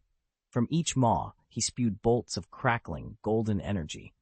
They twisted and coiled through the heavens like living dragons, painting fiery streaks against the night. This was no mere lightning. It was a manifestation of Ghidorah's inner power, a raw bioplasmic force that ignited the air itself. Where those glowing arcs passed, clouds shredded apart, and the scent of burning ozone filled the sky, revealing the inky expanse beyond. The bunker busters vanished in the blaze, swallowed by the threefold storm of wrath that only King Ghidorah could command. The storm-charged lightning continued to intensify, and the once overcast sky erupted in a sickly yellow glare. Veins of light branched out overhead, cleaving the heavens into jagged fragments, as if the world itself teetered on the brink of apocalypse. In that instant, King Ghidorah, the destroyer dragon, revealed his full, terrifying splendor. He unfurled his colossal wings, their span blotting out the sky. Each thunderous flap whipped the air into a raging gale, hurling gravel and dust in swirling eddies. The B-2 bombers that dared approach wobbled like kites with severed strings. One by one, they stalled and plummeted, trailing ghostly flares as they fell into oblivion. King Ghidorah's three heads reared back in triumphant unison, roaring across the churning clouds. Golden energy pulsed along his narrow necks, converging into his gaping, bloodlust-stained maws. That radiant glow wasn't merely light, it was molten power, as ferocious and fluid as lava, poised to unleash devastation on anything that stood in its path. Chapter 1120. The Destruction of Tokyo. Ethan stood on the deck of the aircraft carrier, squinting up at the storm-black sky over Tokyo Bay. Clouds swirled into a vortex of crackling energy, drawn inward by a power unlike anything he'd ever seen. At the eye of the tempest hovered King Ghidorah, its three heads poised in silent challenge. For a long heartbeat, the world seemed to hold its breath. Then Ghidorah exhaled. Dozens of brilliant, golden lightning bolts shot forth in a single, unimaginable torrent. Each bolt writhed through the air like a serpentine dragon, tearing the low-hanging clouds apart and exposing the dark night beyond. Stars blinked into view, trembling under the weight of that titanic force. The first flash illuminated the carrier deck like midday sun, casting long shadows that dissolved into darkness almost as quickly as they'd appeared. In the next moment, the lightning's light vanished, as if even illumination dared not linger in the creature's domain. Ethan watched in horror as the bolts wove themselves into an incandescent grid above the fleet. Guided missile destroyers and patrol boats tried desperately to scatter, but there was nowhere to run. Each tracer line of gold carried enough raw power to decimate an entire city. Within seconds, several B-2 bombers attempting to flee the blast were caught in the invisible net. Engines flared, fuselages were rent apart, and burning wreckage plummeted into the sea. On the bridge, alarms blared and sailors shouted orders, but it was already too late. Across the Pacific and around the globe, every observer, from U.S. airmen to distant monitoring stations, watched in stunned silence as Tokyo's night sky became the stage for utter devastation. And Ethan, heart-pounding, realized that this was only the beginning. Ethan's eyes, and those of everyone around him, were locked on the sky in sheer disbelief. Their jaws dropped, but not a single word came out. They had thought they understood this creature, that they had it figured out. Now, every assumption lay in shreds. "What is that?" someone gasped. "Lightning? It's firing lightning bolts?" They'd banked on Ghidorah's massive size, making it an easy target, a behemoth they could whittle down with coordinated strikes. Yet here it was, unleashing bolts of pure, blinding energy that tore through the air with devastating force. All the weapons and strategies they'd once trusted now felt pitifully inadequate. "Sir, B-2 formation? Gone. Completely destroyed." The radio crackled with the commander's stunned voice, laced with disbelief and despair. Those stealth bombers had been their trump card, their last hope. Instead, they'd been reduced to scrap metal and scattered wreckage in an instant, and Ghidorah showed no sign of relenting. Its three heads turned as one, wings unfurling and vibrating so subtly it was as if the air itself had begun to hum. Above them, clouds crackled with electricity, drawn down into the monster's waiting maw. Ethan swallowed hard, realizing that everything they'd prepared for would have to be rethought, fast, if they stood any chance of surviving what came next. A low rumble rolled across the sky, and within the churning clouds, streaks of golden lightning gathered as if drawn by some unseen hand. Under Ghidorah's command, those crackling bolts formed into a ferocious storm and descended upon the U.S. naval fleet stationed off the coast. The sky erupted in blinding light as hundreds of jagged bolts tore through the clouds like furious dragons. Each flash carried raw, destructive power, intertwining into an inescapable net that enveloped the warships below. Under the relentless assault, steel hulls groaned and splintered. Enormous fireballs erupted from every deck, sending shocks that churned the sea into towering waves. The once mighty fleet was quickly reduced to drifting wreckage. Flames licked the sky as burning debris washed over the decks, and explosions thundered in rapid succession. It was as if divine wrath had been unleashed upon the world, and every living thing felt the weight of Ghidorah's fury and majesty. For a suspended moment, time seemed to freeze. The golden radiance trembled in the air, raising plumes of dust and ash across the shattered vessels. In that silent instant, the world bore witness to the three-headed dragon's unassailable might, proof that even the most formidable armada could fall to its single godlike force. Ethan stared in disbelief as the feed cut to live images of Trinity Island. Dozens of magnificent golden pillars had erupted from ground and sky alike, their brilliance uniting heaven and earth in a single, staggering display. They stood like the pillars of gods, each shaft of light a testament to King Ghidorah's overwhelming might, and a warning to any who dared defy him. As the radiance faded, the air shivered with dust and fog. Visibility dropped to mere inches, even outstretched fingers vanished in the haze. And then, three monstrous heads reared into view, each unleashing a roar that shattered the silence like rolling thunder. The sound was so tremendous it swallowed every other noise, the gasps of soldiers, the hiss of failing engines, even the crackle of distant gunfire. When their victory cry subsided, the devastation it left behind was complete. The U.S. garrison lay in ruins. Battleships were broken hulks along the shore. Only a handful of survivors, shell-shocked, terrified, scrambled among the wreckage. Perched atop the shattered remains of an aircraft carrier, Ghidorah flexed one lithe, golden wing. He lifted all three heads and watched the chaos below like a triumphant king surveying his conquered realm. "Is that all you've got?" he seemed to challenge the world. "America gives up so easily?" The transmission abruptly shifted from the war-torn island to the austere conference room of Japan's National Security Council. Monitors across the room flickered with the grainy footage. Officials sat rigidly around a long table, their faces ashen. "Are you kidding me?" The question rang out, a thunderclap in its own right. It was Finance Minister Sato, but every head turned toward Ethan, the government's youngest strategist, whose role had been to anticipate emergencies just like this. His pulse hammered against his ribs. The room fell silent as he cleared his throat. He couldn't rewind this nightmare. Now, every nation on Earth watched and waited for his next move, and he had to find one, fast. They'd always assumed that once the United States stepped in, every threat would vanish. After all, Hollywood has taught them that America is the world's savior, and they'd come to take that for granted. But reality struck them like a thunderclap.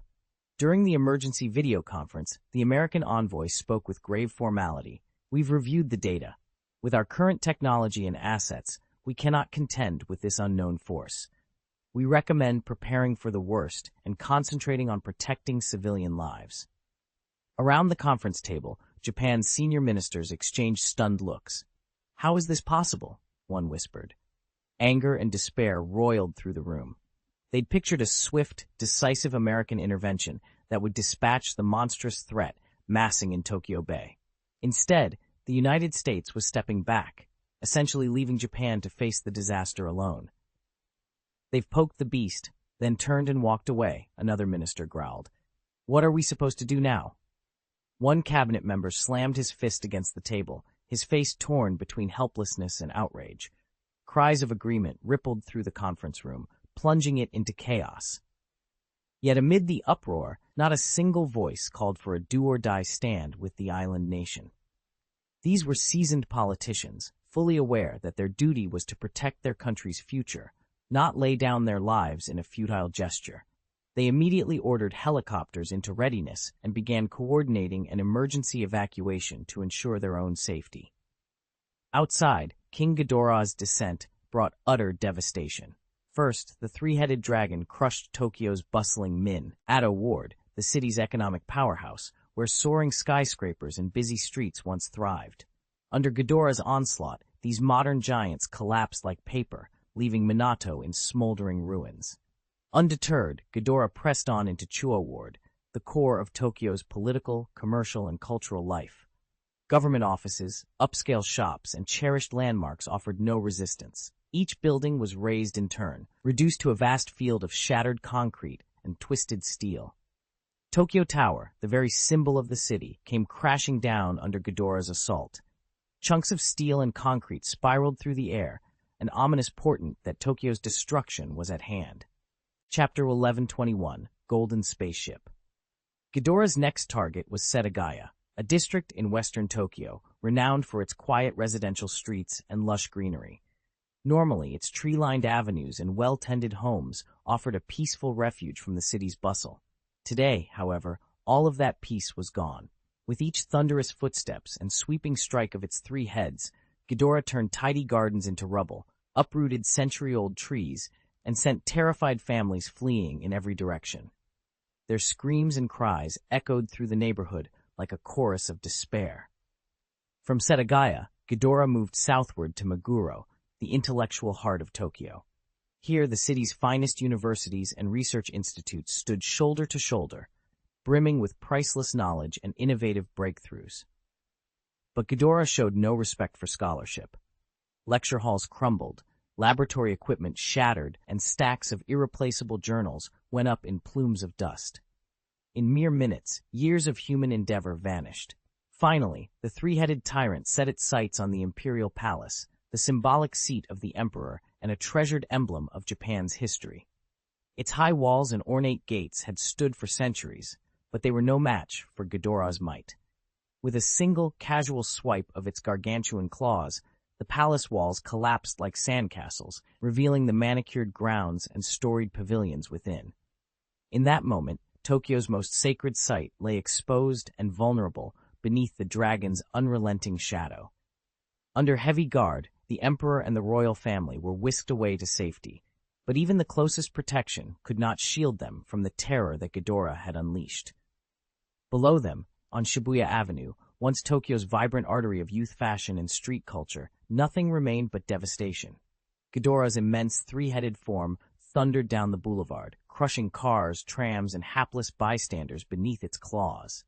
With every breath, the monster unleashed a deafening roar that seemed poised to swallow the entire city. Across Tokyo, disaster reigned. Beyond the smoldering remains of Shibuya, flames licked the skies above Ginza, the imperial palace, Akihabara, Shinjuku, and Ikebukuro. These neighborhoods, once icons of commerce, entertainment, and cutting-edge technology, were now indistinguishable from scenes of hellish ruin. Plumes of black smoke curled upward, blotting out the sun and casting a grim pall over the metropolis. Huddled together inside a high-speed government helicopter, cabinet ministers peered through small portholes at the carnage sprawling beneath them. Each face bore the same mixture of helplessness and anguish. Tokyo as they knew it was gone, and with it, the future of their nation hung in the balance. They needed to find a safe haven at once, somewhere they could regroup, rebuild their homes, and restore order. But Ghidorah's rampage showed no sign of ending. It thundered through Tokyo's wards, leaving a trail of destruction in its wake. Shinjuku, Shibuya, Bunkyo, once bustling neighborhoods, now lay in shattered ruins. Hardly any of Tokyo's 23 districts escaped untouched. Under Ghidorah's assault, the city's iconic landmarks toppled one by one. Tokyo Tower, the Tokyo Dome, the Skytree, even the electric streets of Akihabara, all reduced to twisted steel and crumbled concrete. "Ethan, we have to help people," Shiyu Kasumigaoka urged, her voice shaking. Ethan squared his shoulders.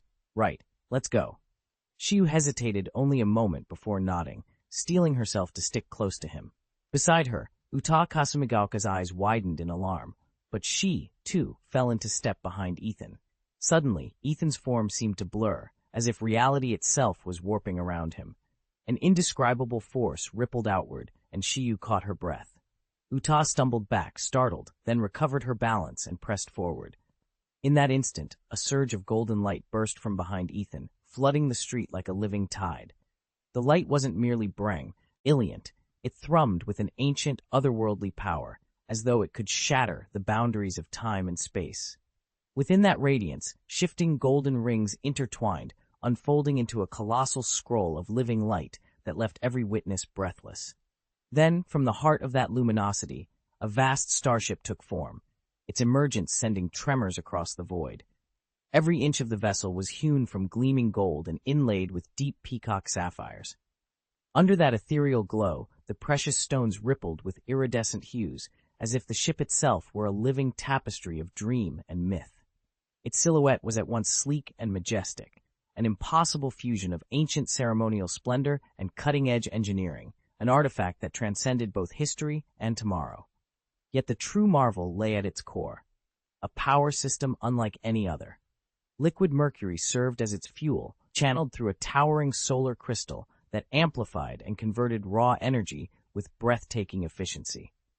The result was a propulsion force so immense it bent known physics, propelling the ship through the heavens at speeds beyond any human reckoning. Whether charting the sea of stars or exploring far-flung galaxies, both ships could traverse the void in an instant. Yet Jin Shanshan's Vimana and Ethan's spacecraft could not be more different in style or substance. Jin Shanshan's Vimana gleamed with a classical splendor, a fusion of emerald pillars and gold filigree that spoke of tradition and timeless elegance. Ethan, however, had little interest in Emerald's verdant glow. He was drawn instead to the deep, enigmatic blue of peacock sapphires. Under his direction, the hull of his ship was fashioned entirely from gold, not the harsh, mirror-bright gold of royal processions, but a softer, warmer hue that shimmered like a sunlit lake at dusk. Across this gentle golden canvas, countless sapphires, some clustered, others scattered, were inlaid with meticulous care, resembling stars strewn across a midnight sky. When the engines powered up, each gem caught the light and flickered like a blue tear, lending the vessel an air of both quiet dignity and mysterious allure. In silhouette, the contrast was equally striking. The Vimana's lines were classical and solemn, every contour echoing ancient design principles. By contrast, Ethan's ship embraced modernity, smooth, aerodynamic curves that hinted at cutting-edge technology and a forward-looking vision. Together, the two vessels embodied two sides of the same ambition, mastery of the cosmos, yet each did so in a voice utterly its own. Both starships have their merits, making it impossible to name a clear favorite. Still, Ethan's vessel undeniably suits his personality and tastes. It perfectly embodies his singular pursuit of power and beauty. Utaha Kasumigaoka stood beneath the colossal hull, her eyes wide as she took in the sheer scale of it. She'd never seen anything so spectacular. In that moment, she felt as though she'd stepped into an entirely new world, one overflowing with wonder and possibility. "Why are you just standing there? Come aboard," Ethan called, his voice cutting through the hush. He sat atop the ship's only throne, a seat hewn from pure gold, its design at once spare and majestic. With no ornate carvings to distract the eye, the throne's gentle glow was all the more striking, its luxury both understated and undeniable. Perched upon it, Ethan seemed fused to the gilded chair, radiating a natural, almost regal authority. Utaha drew a deep breath, forcing herself to calm the flutter of excitement in her chest. She stepped forward and climbed onto the deck. The moment her boots touched the metal plating, a subtle chill ran up her spine, a clear reminder that she had entered Ethan's domain, where even the air seemed charged with his formidable presence. "I'd be happy to help polish and rewrite the chapter. Could you please provide the full text of the chapter you'd like me to revise? Once I have the complete passage, I'll rewrite it in coherent, idiomatic English, renaming Luther to Ethan and ensuring he's clearly portrayed as male.